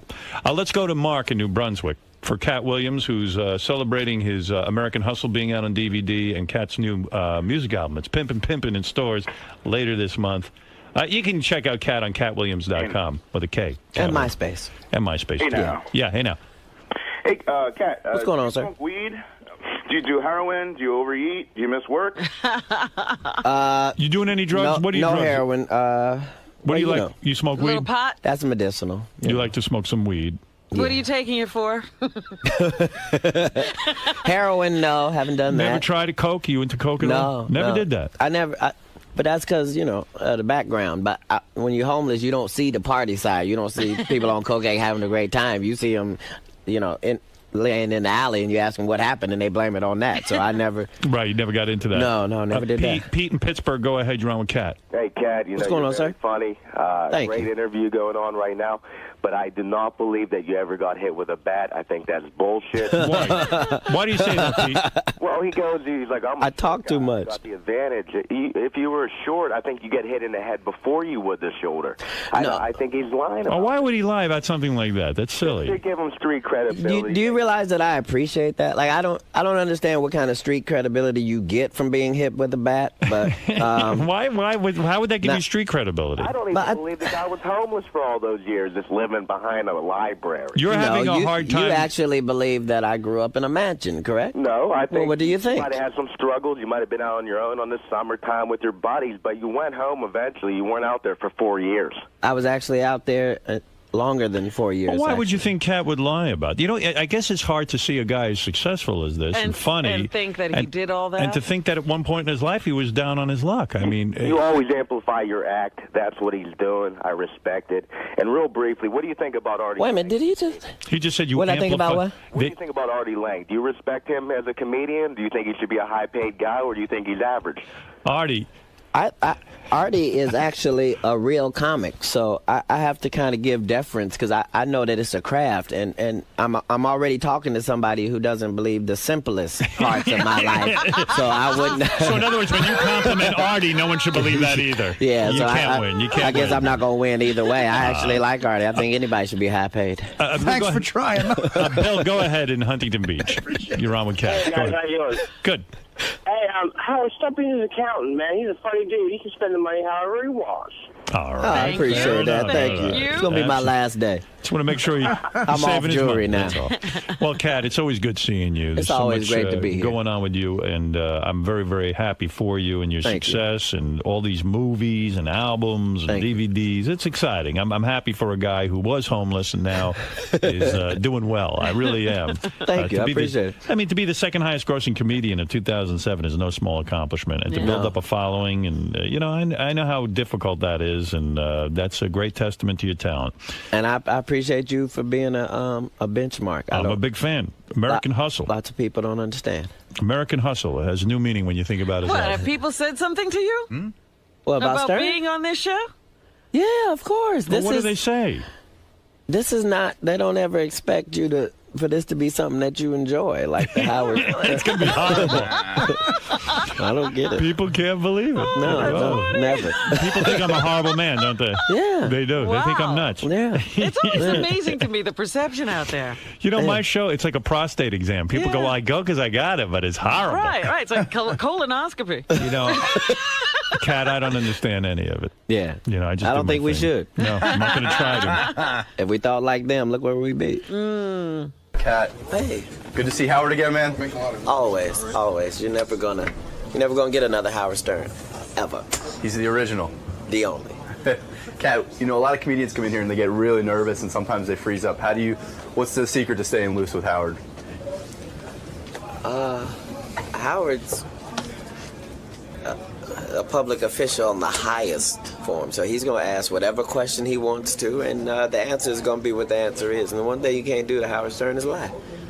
You might as well be real, but it is nervous. Always, you're always nervous. Howard Stern, the donkey can walk in. You just have to, expect the unexpected. Yeah, you don't know what's going to happen. Right. All right, man. Thanks for stopping by, man. Appreciate it.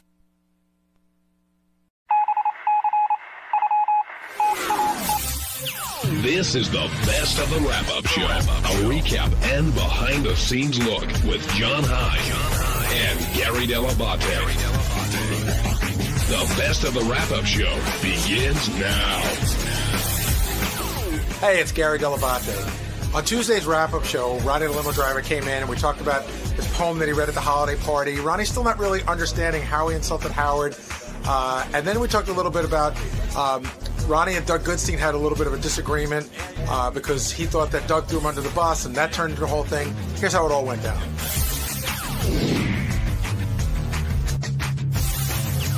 Now, do you guys think Howard had a right to be offended by Ronnie and what he did, or was Howard overreacting? Oh, I think he had a right in the sense, as soon as I was in the back of the room when Ronnie was doing his speech or poem or whatever, and as soon as I heard that one line about Howard being an ass, I turned to whoever was standing next to me and I go, that's going to be the only line Howard heard, because it was the only line I heard. This is what I heard. My boss is an ass. I mean, because it was, we played that tape today, which was kind of hard to hear, but standing in the back of the room, people are talking, it's noisy, there's that speaker system, and then I just hear a lot of mumbling, and then Howard Stern is an ass. And I knew that would cut right through everything. That'll be the one thing everybody heard. Would you characterize Ronnie as a sloppy drunk? Yeah. Yeah, I mean, when he gets really drunk, he does things he regrets. So I guess so. Yeah, he's blacking out. I mean, okay, so here are the things that I've seen. Again, none of which bother me. I'm sort of in the whole thing, like with Benji. When Benji was acting wacky, say 2 years ago at the party, didn't bother me. I am just noticing this. All right, the Bubba wedding was a classic. Were you guys? You weren't working with us at the time, Jason. Were you at the Howard and Beth's karaoke? Yes, Valentine's party yeah. where Ronnie took his shirt off and Yes. passed out in the King's Throne. I have pictures of it. Okay, that was another great one. And then there's been a couple of Christmas parties. And there's also been a couple of Ronnie's. I haven't been to all of them, but Ronnie's birthdays at Scores and Rick's that I heard have been in that vein. But he gave a weird drunken speech at my wedding, too, which was very nice, but he was just going on and on about how I go to strip clubs and like all this stuff. And at some point I was like, Ronnie, does this go anywhere? Was he like Zach Galifianakis at the rehearsal dinner? Well, another thing Ronnie did today was actually walk out. If you missed it, let's hear that clip. You've lost it. Your ego is way out of control. Dude, humble yourself a little. All right. You're out of control. All right. I'm done. You're drinking too much? Listen to me. Look at me. I'm done. What are you done with? What about an apology? What about an apology? Come here. Get in here. Get in here now. No, you're not apologizing on mic. What the heck was that? He just left. He left. He's done. Your worst moment, Ronnie. Why did you walk out, Ronnie? I was done. But you were genuinely hurt.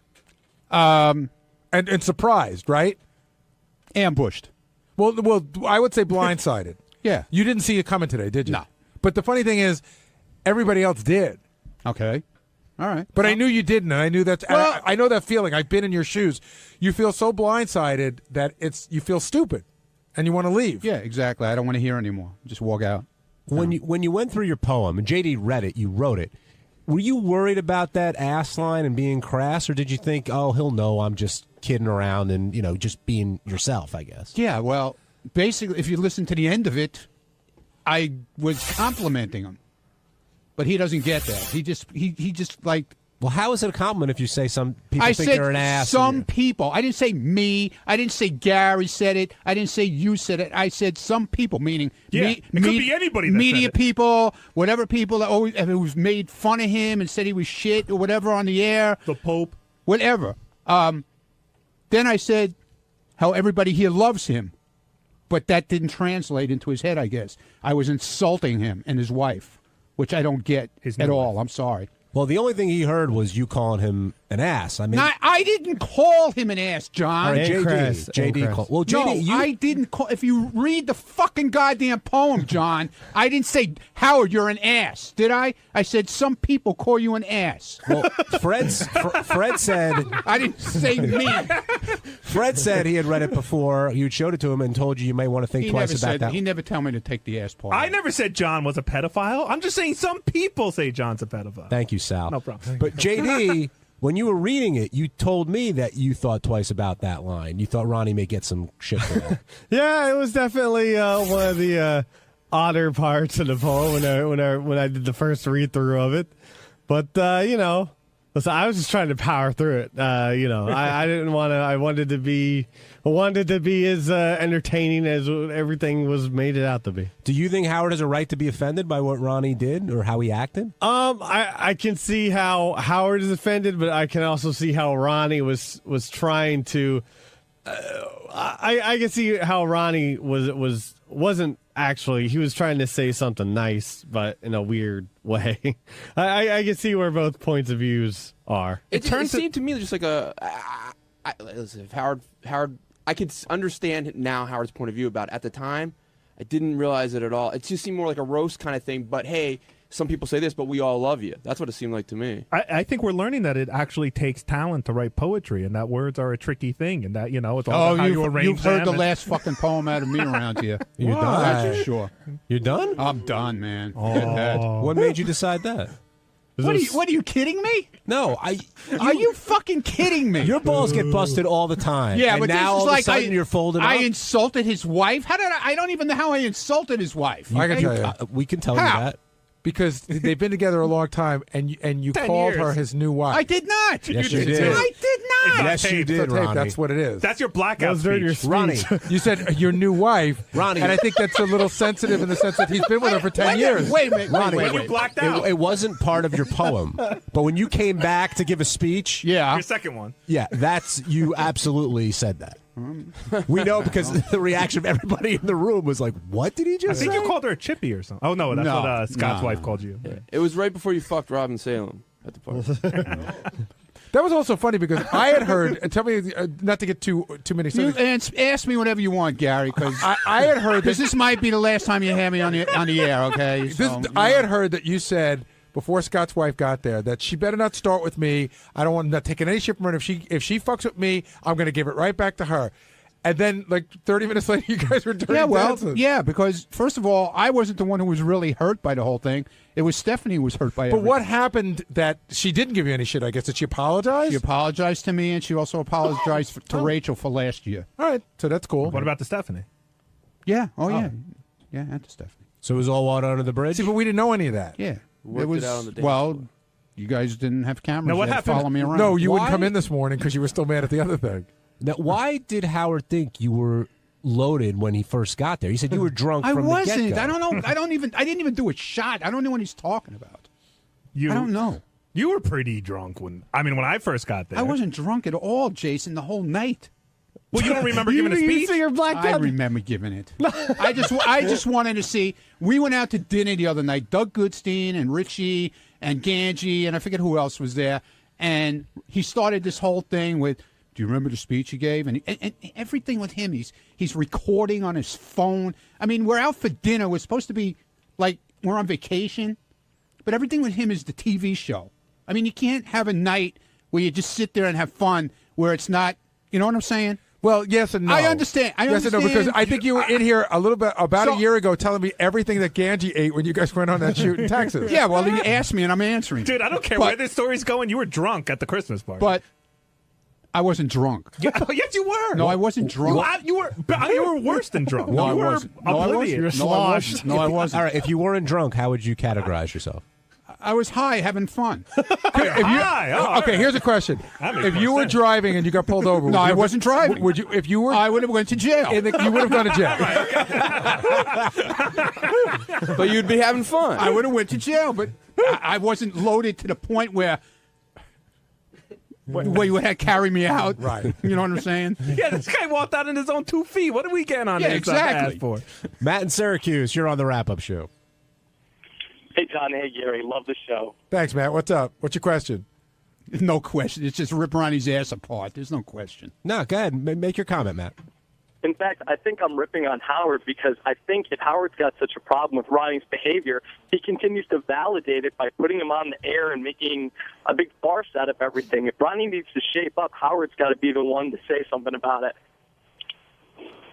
Who would have ever thought that Ronnie would be the one to take himself off the air? Like, I would have swore if it came down to it, it would have been Howard kicking you off the air. What do you think of that, Ronnie? Do you think that if Howard were really, really upset with you, he wouldn't bring it up on the air? He'd talk to you about it off the air? But I don't know anymore. I don't know where he's coming from anymore. Did you talk about the party at all when you drove him in this morning? Happy New Year. How are you? How was your vacation? That was it. How's that new wife of yours? Yeah. So this literally came out of nowhere to you this morning. You didn't expect to hear anything about the poem. Did you think you would be praised for the poem? I don't know. I thought it was halfway decent. I didn't think it was terrible. Not like you rhymed ass was ass or anything. It's not like I cursed him. I didn't. He claims I cursed him out, but I don't get it. I just don't get it. I'm sorry. I just don't get it. All he did was hit me this morning with, below the belt with everything. Didn't bring up anything like good stuff. Like the one good thing out of the whole vacation was how I got great shit on Twitter and from people about hosting the best thing of 2011. Didn't say a fucking word about that. But rather hammer me to death. Did you really expect that he was going to walk in, flip the switch this morning? And No. But you should hear how good Ronnie was. No. During this whole thing, I could have got something out of it where I wasn't fucking stabbed. You know what I'm saying? Stabbed? Fucking stabbed. Did you feel he made an observation? It's not like he made it up. He didn't make up what you said. That would be stabbing you. Yeah, I never said he. You can't win, Ronnie. I'm this sorry. is part of what Howard was making fun of you for this morning. You heard from a few people on Twitter that thought you did a good job, which I'm sure you did. Few people, and now much you're much more than a few people. Why wasn't this the conversation this morning? No. Jason, by the way, why are you hammering me now? Why are you in here busting my fucking ass now? Oh, I'm busting your ass because you're on that microphone right there. Okay, good.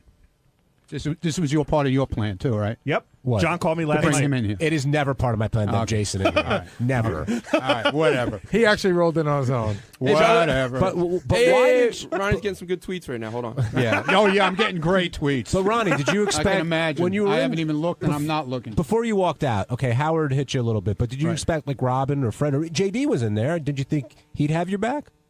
No, nobody has your back. Nobody. No. You could be 100% right. Nobody's got your back. But who's to say what right and wrong is? You can't win. I'm sorry. Is there That's anyone on record that will say that Ronnie was not drunk off his ass at the party? I think he was in control. Like I think he knew. Benji, you have a low level of credibility. No, what I mean is, I don't think Ronnie was like we've seen like people that are completely out of control at a party. Ronnie that throw up or like Ronnie has to be carried out. Like he wasn't. I think he, for the most, I think he knew what he was doing. There were definitely drunker people there. I gotta say, but there's in between being completely sober and not having to be carried out are many different variations. Is there anything you did, Ronnie, that you're embarrassed about? No. There's one guy that was at the party that, at least in the back office, we all universally think was by far the drunkest person at the party. I know who it is. And that person didn't do anything. You wouldn't say, oh, my God, that person did this or did that. But if you ask me point blank who was the most wasted at the party, I have an answer. But don't you think that's because the person comes across as so laid back and conservative? Otherwise, you wouldn't have noticed. It was definitely part of you're not expecting it from him, right? Even though we don't know him that well. But the other point is, Jason, you can say who it is. It's pretty obvious. At a certain point during the party, I'm pretty sure he had no idea who I was. Like, don't worry, on Howard TV, they'll see who it is. Who are you talking about? Your dance partner. Yeah, you were dancing with him. Yeah, I have lots of pictures. Tugging his tie. Oh, John Lieberman? Yeah. Billy and Reno, you're on the wrap-up show. Billy, you there? Oh, hey, good morning, guys. I kind of feel bad for Ronnie in this situation because I felt like all morning Howard was playing the whole ass comment, and then even when they played the recording of JD reading the poem, they cut it off as soon as he says, oh, my boss is an ass. When I feel like it's kind of out of context when he was actually trying to compliment Howard. Yeah, he said, though some people call my boss an ass and some say he's crass. And what's the next line? But we think Howard and Beth are top class. Right. The problem was the setting. This wasn't a poetry club meeting. Understood, Jason, but he wanted me to read a poem. He asked me to do it. I'm explaining how the room heard it, not what was in the poem. Once you heard that line, ass, that's it. That's all people, I'm just saying, people start murmuring amongst themselves. They don't hear the rest of the poem after that. I'm just explaining to the guy on the phone, maybe when you're sitting and listening to it replayed back on the radio, it's a little bit different. But at the party, that's a lot. That's that line. Everybody heard that. Did you hear Robin's speech? No. Really? No. You sure you were there? You sure you weren't drunk? I was standing right next to it, but I didn't really hear it. You were screaming during it. He didn't hear it because he was so busy yelling. I was going to say, if you could have embodied the sentiment of Robin's speech into a poem, you'd have been fine. Yes, Robin has 14 families. I remember making a speech at the party, after the poem, but I said to Doug Goodstein that when we were, I was saying at dinner, that I didn't remember. So right away, you didn't remember? Get this on. Let's get this on tape. Let's get this on tape. You really didn't remember? Hey, can I just say Ronnie does an awesome Doug Goodstein? Not the voice, but the face is awesome. And then he ran in there this morning. It was like, ooh, like a little old lady. You couldn't wait to fucking spill his guts. When you were writing the poem, did the word top class come before ass, and you had to get a word that rhymed with top class? Yeah, well, the whole thing came together. It was ass and crass. But do you remember what order you wrote it in? Were you I need a word that rhymes with top class? I don't remember how I wrote. I scribble a lot. I think he started with the line "Howard's an ass" and then wrote the poem around that. No, I never said Howard's an ass. I said Howard. Some people. Oh, I never said Howard's an ass. See, would he have been better? Maybe you could incorporate but that's how he liked to interpret it. That I basically called him an ass. Now, would he have been better off if he said, Jay Leno calls you an ass, but that jackass has no class? Would that have been better? It's still a horrible line, but yeah, that pentameter's a little. Look, I wasn't just, writing and communicating is a talent. My paradiddle.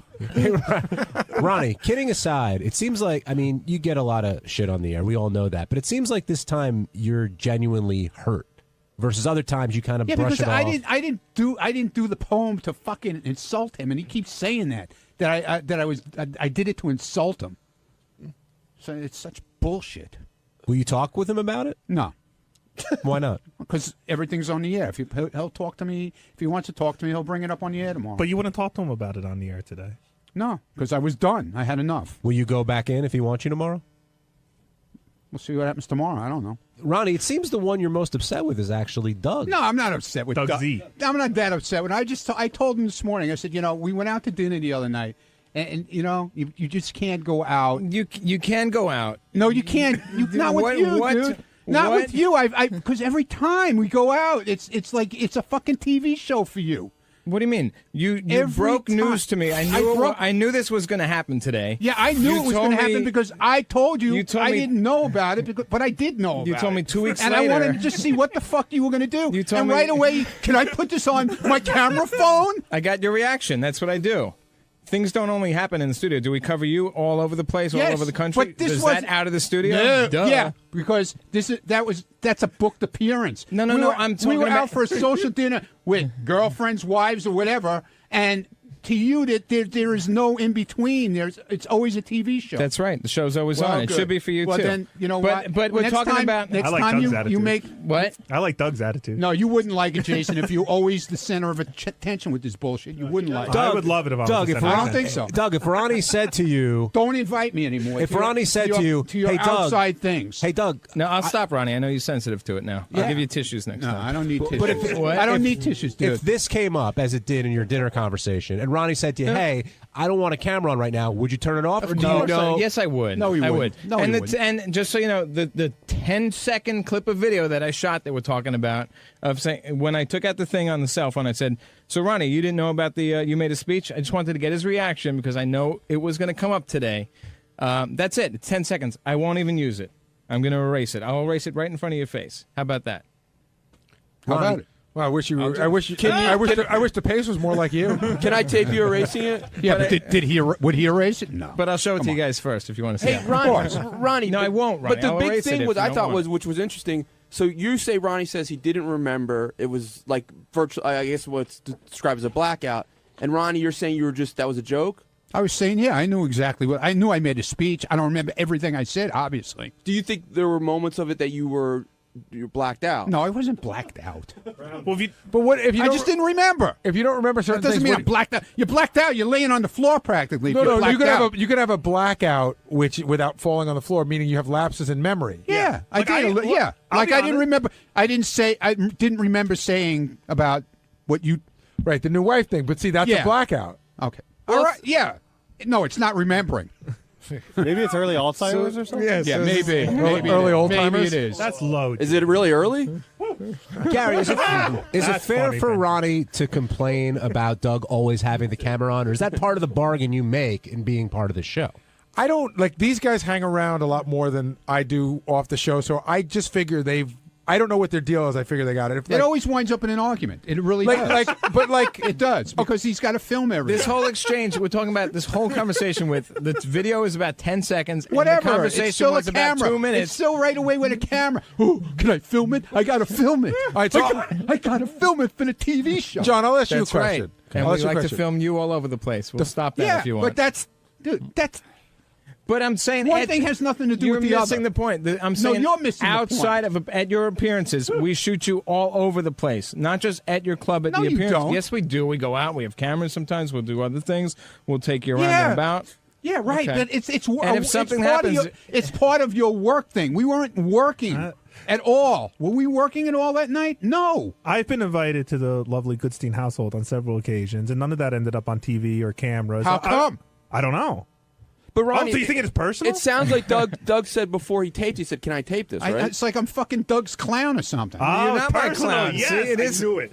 Well, I'm knew going to it. be very sensitive to it because I respect Ronnie. Believe it or not, I do. I like him a lot, and I don't want to hurt his feelings. Seriously, I'm not. No, gonna, you, I'm no, not gonna you kid don't. around. You didn't hurt my feelings. I didn't do it to hurt your feelings. It just proves how it's everything. Everything you can't, separate work from having a social night out. But Doug, didn't you say you said, "Can I tape this?" before you taped it? Yeah, he did, and I knew he was going to bring it up today. Well, I mean, but so and this is Gary. Would you have brought this up if this happened privately at a dinner that you were at?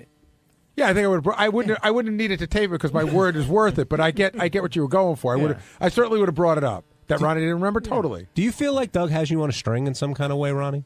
And when did you start feeling this way? Do I have that power over You went Ronnie? a I didn't little know strong that. there, John. Yeah, I'm a puppet. Yes, I'm No, Doug's he's puppet. not my puppet. No, seriously. When did you start? Is No, this it's something just- new? No, it's not new because every time we go out, it turns out to be a camera thing. What do you mean? But isn't that all? I don't say everybody's sitting there filming you, Isn't that- Doug. Doesn't that happen when anyone and everyone goes out and with work? Doesn't something always happen? Doesn't someone always bring out a camera? I just saw clips from your Doug, New I Year's could have Eve brought party. out camera. I could have brought out my camera phone in your house and taped things that you said. But that was so fucking ridiculous. Did Doug Like say anything what? interesting worth taping? Doug's never said anything. What? Marlo. Unfortunately, Ronnie doesn't remember. All right, wait. You invite people to your house, okay? Right. You invite them for drinks before you're going out. So the guy pours you a drink, and then he goes, "Would like some chips? If you want, bring them out." Okay. Goes to the closet. There's no chips. He starts yelling to the wife, "Marla, we have no chips. Oh, we got some old kettle corn here." Kettle corn? What are you talking about? It's opened it that day. No, you didn't, dude. That was Yes. it was opened already. It was stale. Party foul. Give me a fucking break. If you're going to tell a story, tell the story I'm correctly. telling it correctly. No, you were supposed to come over. We had a babysitter at 8 o'clock, and you told me your girlfriend was not getting home till 6:30. I Right. gave you an hour. Figured you'd get there by 7:30. We'd hang out for 10, 15 minutes or so. Yeah, okay. Whatever, half hour. And then you offered, But you and showed then up you had at nothing. You showed up Why at would 7. you offer if you don't have anything? I had plenty. Don't offer. I had a fresh bag of kettle corn. Yeah. I said, let me have an old All bag. right, Ronnie, Open the the bag se- that day, you dummy. The secret's out. So ridiculous, Doug. I know, he really got me there. Did you realize there was such angst between the two of you? I didn't even know they hung out. I swear to God. No, we hung out. And We we have a hang good out. time. We We have a hang great out time. all the time. But you know what? It's so ridiculous. It's got to be about the TV show. I thought I was the only one I got angry about snacks, but it's good to know I'm not alone. I got angry because I didn't like. It was like all these little crumbs. It's bullshit. I agree in a with bowl, you. in a fucking bowl. Fuck and then up. he's asking his poor daughter, "Oh, would you like some?" There's nothing there. Oh. It was like little pieces, No, like it all the wasn't. bottom of Oh, the my bag. God. There's no you're bullshit. saying You gotta go get a bag of I Ruffles. wish I pulled that in the camera. 'cause Doug this is starves not the baby. true. Is that what you're saying? Next time I'm going to bring my own stuff with, so you have something Yeah, there. bring some dip. Ronnie, Oh, you're going to get yeah. upset tomorrow when other clips potentially come up that from a private party? I think he's talking about what There's you New shot Year's at your Eve New Year's parties. Eve. I party. didn't shoot anything. Yeah, see, I didn't. I wasn't there, but other people did. No, but people asked me. They asked me in advance, "Is it okay?" And I said, "Yeah." But Doug asked you too, Yeah, but I knew. I said yes for a reason, just to see what was going to happen. Oh, that was smart. See what happened? Yeah, I see what happened. On Wednesday's wrap-up show, there was a lot of talk about transcendental meditation. Scott DePace doesn't believe in it, although we don't know why. Gary's doing it, Jason's doing it, Ganji's trying to do it. So we talked about it and what you believe, and as always, it ended up in a fight, because all good wrap-up shows just do.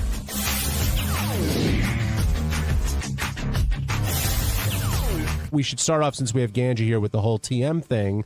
And I asked DePace to come down. I think he's going to in a little bit. But it seemed that conversation, first of all, page 69 is back. Some people are excited. Some people are terrified. I know Will and Jason are very proud of it. And they who does stories about them? They have done stories about each other at times. But, yeah, you're right, Ganji. For the most part, it's all of us. I like to do page 70. But today there was a story about Scott DePace not believing in TM. But that quickly went from Scott not believing in something he doesn't do to Ganji and him not having the time to do it. And how we talked about this before, once your name comes up, Howard just seems to zero in on you. And he said a lot of things about you personally, the way you're brought up, all that stuff. And I know you don't enjoy hearing it, but I mean, let's start from the beginning. Can you make the time for this, or are you just choosing not to? No, I'm trying to. I want to. So I'm trying to make time. What was happening? I've been doing it consistently once a day. So around. Oh, so you've been doing it the whole time? Yeah. Okay. Oh yeah. I've been doing it once a day. So I do it every day around like 7 o'clock at night. So I do it in my office before I leave work. So I've been trying to do it in the morning. My biggest problem is not getting up early enough to do it where it makes sense. So what was happening is I was getting up early. And I was literally just moving from my bed to my couch and then re-falling asleep. So it wasn't like I feel like I wasn't getting anything out of it. I was just falling asleep in a different spot. Okay, so if you're getting up early, why don't you get up early, shower, eat, do all your stuff, and then try it? Well, then I just need to get up a little bit earlier to do that. So, but you were getting up earlier to do it anyway. But I feel like I need to be up and like kind of like a little bit of little active before I. Right. Just So taking a shower is not going to make me not fall asleep on my couch. So before you did TM, you get up in the morning, right? And then what do you do? Wait, in the morning? Yeah, like you get up, like before I did TM. Right. All right, I get up in the morning, I take the shower, and I'm out the door in literally like 30 minutes. Okay, so do all of that, but get up 20 minutes earlier and then do TM after you get ready to go out the door. No, true. And the other thing was a couple times where I was doing it, again, I was falling asleep, and then I was like late for work. So don't you set a little time? They make a little app on your iPhone. I do, but I wasn't hearing it for whatever reason. I wasn't hearing it. Really? You're one of those guys. It takes Maybe TM was like putting 10 him alarms. in a trance and he couldn't hear it. No, it takes like 10 alarm clocks for me to get up in the morning, and if I fall asleep, sometimes I don't hear it. I don't. Yeah, did you hear they made a movie about you? What's the that? smartest guy in the room. Gary, everything you say, whenever you say something like that, you're the exact opposite. You say the exact same shit. Yesterday, you tried to tell me how Apple TV is the best thing there is, and I'm saying no. I didn't say it was the best Xbox. thing. No, but see, here's we're not going to turn this. It's your way. We're not going to turn this into a big argument. You, quite honestly, I said Xbox. I said Apple TV is really good, and you were more like, I use Xbox. You sort of discounted what I said. You're like yours is the greatest, and my idea was stupid. No, That's for me. Because I didn't know, I'm not an Apple guy. I didn't know anything about your Xbox, and so we were talking about using TV and how you can watch things around the house. Yeah. And I said, I got to tell you, Apple TV's the greatest thing. And he goes, yeah, I don't know anything about that. I use Xbox. He was sort of really downgrading. Yeah, I said I know a lot about that. I've used it at a friend's house, and I think the Xbox is better. That's it. Okay, now that you two have agreed to disagree once again. But Gary just doesn't understand that. He thinks, he finds there's no issue with with Will or whoever making fun of me for being mildly into religion, but yet you've got a view now on TM, and I can't make fun of that at all. I didn't say you couldn't make fun of it. Well, I didn't say Howard said it. I think it's interesting. Listen, by the way, you're not the only one. There's other people here who are, I will say, skeptical. You're just a loudmouth about it. But you're not alone. In other words, I'm not a loudmouth. I talked to one person, Doug Goodstein, about it, and then he yapped to Jason. Well, then yapped. He was upset about it. I will tell you that Doug told a couple of people because he's a baby. It's sort of like you're trying to, but you're trying to try out this thing. I'm confused though. Why is Doug upset? Because Scott put it down. Doug can't do it now. I get it. I get it. When you're in a room with a bunch of people you deal with every day, and then somebody that I guess Doug respects on some level, tells you that what you're doing is stupid and gay and a waste of time and a dumbass nap, you start to, you're trying to find your way to do it in the first place. Now, I know Howard would say, "Oh, are you such a simpleton that Scott DePace's opinion matters to you? Just do your own thing." But it does weigh on you a little bit. Like, I know there's people here that aren't doing it, that think it's dumb, but they just don't say it to me. Can I watch you do it? Sure. I mean, there's nothing. Did you refer to it as a dumbass nap? Yes, you have. You did to me, too. Maybe. It sounds like something I would say. Yeah. But what about what Howard's saying? How could you not believe in something that you haven't tried? Well, I would say the same thing to him. He has not tried religion or Christianity, right? I mean, I think he has, actually. He has. No, I think he's tried Christianity. No, but he's tried religion. Well, not Christianity. Maybe that's Christianity. Maybe. You should know what you're into. Yeah, he's into something different. Christianity. Christianity. Did I say it wrong? Richard Christie. Like 5 times. Christianity. That's right. That's it. Anyway, yeah. So I don't understand. In other words, I'm just simply saying that I agree. If it works for him, that's great. But don't make me out to be foolish or. But nobody did. I don't believe it. But see, nobody did. What happened was you were making Doug out to be foolish for trying it. Doug and I are friends. I'm making. See, that's a deflection. Then, but you're just and saying. Then Howard says, "Well, you've never tried it. You don't know." You just said, "Hey, if I'm into religion, don't mock me for being into religion." But then Doug tried TM and you mocked him for it, and you're like, "Well, that's just me being fun." But Howard and Will do mock me for, or they did once. I'm not even Mr. Religious. Yeah, I don't think of you as very religious. But it became that I was stupid because I happen to believe in God, and that evolution perhaps is one of God's things. Well, I'm having a vague recollection of this. Were you one of those guys who doesn't think that evolution should be taught in school? I couldn't remember. No, it came up around that. I just said that I'm not willing to believe that a bang created all this thing. I think God is behind stuff, and that's it. I believe if there is evolution, I could care less if there is. If there is evolution, I think God is behind it. That's it. That was my simple statement that somehow made me out to be crazy. And I would just like to say that Howard basically said the same thing today, that since I don't believe in his way, that... But let's get to the core of it, because I just asked you about it.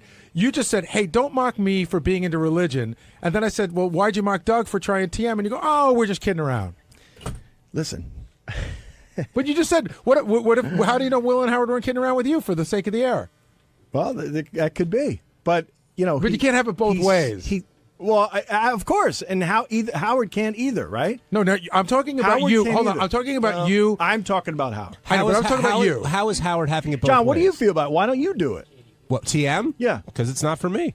How do you know? You haven't tried it. Because I've talked with Gary and other people about it, and I respect that they're doing it, but ultimately, it's just not for me. I sit in front of I sit in front of a TV for hours. That's my TM. Okay, I get away that way. Yeah, and I get it from golf. I don't need. But I'm not saying I don't believe in TM and it doesn't work for people. And it sounded like that's what you were saying to Doug and others. You were making it like John says it's not for me. Whereas what I got from what everybody said you said is you said it's stupid. People need to lighten up. No, but what do you think it's stupid? I can't. To me, it's something that I don't think I could use. I don't need it. That's fine. And that's fine. But do you think it's stupid? But amongst friends, yes, it's stupid. But why? Would I say it to Howard or no? I think your religion is stupid. So what's the difference in what I said and what you said? And you've told me as much. So what's the difference? I have not. I'm not willing. I wasn't in on that conversation. Of course, you've said it in the past. Like, what do you believe? No, I haven't. You and I don't talk religion. In this room, we've said. Are you a devout Christian? No, we're not. But I don't think, Scott. I do think it's ridiculous that you say I don't believe in it. It doesn't. I don't think you know a lot about it, about what the purpose is, that kind of thing. But we do that all the time about every single subject here. How many of us tried the video caddy before we bashed Right. how silly it was? I pretty much saw how it worked. I mean, I didn't have to try. I don't play golf, so it doesn't matter. Well, that's ridiculous, though. If you believe it, see, you don't. I know. play golf, No, hold on. I know that. I agree with Howard. This is what I'm going to say. I know that you're you basically should, saying I know that- tripods are silly. I know that you should videotape yourself playing golf. I know that works. I'm not sure that the clamp you're selling is the answer. But it's that's- one answer, that's but like not the saying answer. a tripod is ridiculous. No, there are just better tripods and clamps. But and, you and don't you're not want the, and you can't don't want a tripod on the golf course, You jerk can't off. reinvent a clamp. I didn't reinvent anything. I made one and brought it to a market. That was it. So That's all I did. You're saying that you can call TM stupid with certain people because you have that relationship. With other people, you can't. So who do you have that relationship with where you feel comfortable saying something like that? Most people here, but Ganji and Doug. If Will came to me and said, "Hey, I'm doing this TM," I'd make fun of him for it. Of course.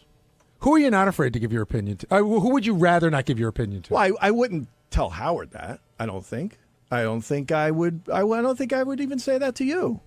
Where there's I a think if different we were level. riding up in the elevator and I told you I was doing TM and that was the first you heard of it, you'd probably chuckle. Inside, I would chuckle, and then I would tell you that I'm not into that. But we don't have that same relationship, Gary, Howard said when you first had the list of who was going to do TM, he went through every person and knew who was going to stick with it and who wasn't. That's right. Now, do you think were his and your assessments off? Did anybody surprise you? I guess Sal bailed early. Yeah, he thought that Sal would bail and he thought that Ganji would bail. He thought that Jason and I would stick with it. And then How does he know that? Just a guess. It's not. I mean, he said on the air that Jason's disciplined. What the hell is? Who's he looking at? What do you mean? I mean, what's he? 300 now? 300 pounds? Oh, weight wise, you're saying? I mean, that doesn't look like a disciplined guy to me. Can you be disciplined in some areas but not others? I mean, I guess because, maybe he just chooses. All right, I'm not going to be disciplined when it comes to my weight.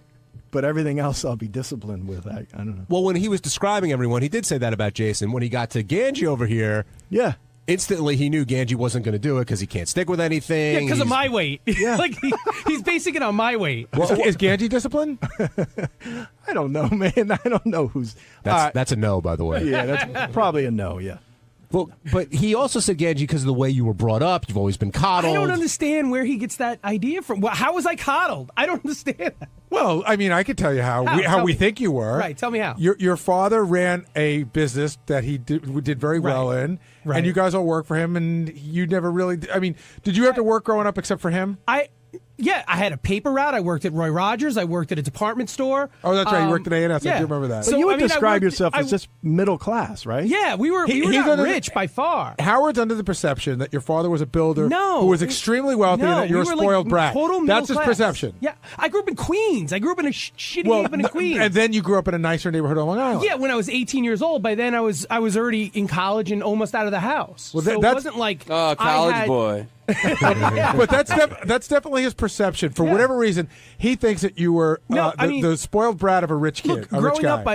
up, my mother would buy our shoes from the supermarket, from Pathmark, and that plastic, the bin. You know what I mean? Like I didn't have money growing up. We were broke. Don't you think Howard feels, though, if Ganji didn't get a job here at a young age, he never would have gotten a job at all? I think now that we're thinking about, I'm trying to think about things that have been said in the past, and I think the perception is that if Ganji didn't get a job in our field, he could always fall back on his father's business. I think that's the perception. Well, I see. Oh, so I lucked out that my father had his own business. No, I But think he's never just wanted to work there. It's not. I'm not yeah. casting aspersions. I'm just saying, in his mind, he's thinking like, well, you never really had to work that hard because you always had a safety net. Yeah, but that's like saying, like, I'm sure Howard's father could have got him a job where he was working. Everybody's dad can try to get their kid a job somewhere. No, but your father owned the business. Yeah, but okay, but it's not like I was trained to work in construction. It wasn't like something I was planning to do as my plan B. I've tried using Ganji for construction. It was horrible. Yeah, I'm not. Really? He knows nothing. Really? I would think that you're. See, that's funny. In my mind, he's like an ace. No, I hate it. I've always hated it. He was literally nothing better than a pair of hands to hold something. Now, Ganji hasn't been able to succeed at the TM twice a day. We talked about that. But someone who has been able to do it is undisciplined Jason Kaplan. Yeah. Yeah, I heard I'm undisciplined. What's up with that? Nothing. Scott mentioned that you're undisciplined No, I'm because very disciplined. I go to McDonald's every day. It's hard to keep that kind of discipline up. Okay. No, listen, undisciplined would be if I was trying to diet and it was important to me, and I ended up being like Tim or Ganji, or going on and off diets every 2 seconds. So you don't care if you're like, at what point are you concerned? I don't know. I'll let you know when I get there. Hey, can I just jump in? When was the last time I was on a diet? You're saying I'm jumping off diets every 2 seconds. That story he told was from 20 years ago. It sounded like it happened Like yesterday. I'm on diets every 3 days. Well, weren't you in one of our contests? Well, so was I. That was 8 years ago. That was for money. So wait a second. You want and us? I only was in the contest to maybe win money. So when you you're not would like sending the world porn to dying people, you're dieting. You would like the world to know that you're not trying to lose weight. You don't care. I don't want the world to think that I'm this yo-yo dieter and I'm not doing anything and I haven't attempted to diet. No. Oh, okay. I take that back. Why did you decide to do the TM? Like, what in your life pushed you to I just thought it would help me with some more focus. I would like to be more focused. I was feeling like I'm always tired. And one of the things they tell you is you can get some more energy, so I always feel tired. And I wanted a little bit more focus. I feel like in this ADD world now where like I have my phone, I have 2 computers at work. I'm like constantly looking between like TV monitor, like I'm starting to feel unfocused. And I thought it would help me. And do you think you'd be able to get up a little bit earlier and do this now that we've talked about it? I mean, I hope so, and that's my plan. I'm trying to go to bed. I'm trying to transition into going to bed earlier. So each night I'm trying to go to bed a little bit earlier. Well, if you take all these TM naps, you're not going to be able to go to bed earlier. They're not naps, though. They're really not, and they're not. And they're not sleep replacement. And they're not sleep replacement, and there's no spirituality involved in a sense. Like I don't believe in any religion. There's nothing like that. No, I never said that there was. I know, but just compared it to. Again, I'm saying that you are just one person who thinks it's weird. I said in the air today, I find it difficult to talk about because people really think that we're in some odd cult. Describe it better, though. You get out of this, and suddenly you're like, wow, let me take. But on I the didn't day, say that. Or no, I'm trying to. I'll tell you. I'll talk about something that's. Are you talking about the benefits of TM? Yeah. I mean, Gary, something I talked about in the meetings. I'm on prescription medication for my acid reflux. I've stopped taking it. Wow. No, but that is just ridiculous. But why is it ridiculous? How could it have anything to do with your physical reflux? But it does. Ridiculous. So you sound ridiculous. It does. If I told you, do you think the Sarno stuff is bullshit? So hold on. No, do you think the Sarno stuff is bullshit? The way Howard describes it, yes. Howard describes it. It'll cure all back pain, and it's the cure for everything, which I think is bullshit. It may help. There might be a certain case. I'm one of them. I can tell you right now. I went in and I was told to have an operation on my knee, which never happened, and I went to Dr. Sarno. So why can't this help Jason's reflux? Well, it is helping it. Well, let me just ask you this then: Could it also have helped him to go golfing and relax that way, and then his reflex? I don't think. I think it would be. There's no proof that golfing cures acid reflux. Can I just answer for myself for 1 second? Real quick, Jason. Okay.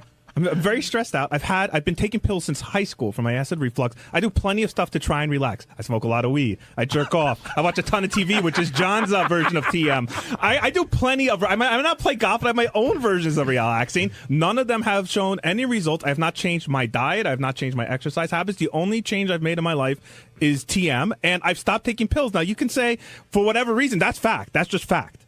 Maybe you didn't need them in the first place. Okay, well, I couldn't go a day without taking a pill until a month ago. John, maybe it'll cure your diabetes. What? Try it. TM? Yeah. John has a disease. I'm skeptical of that. I will admit that.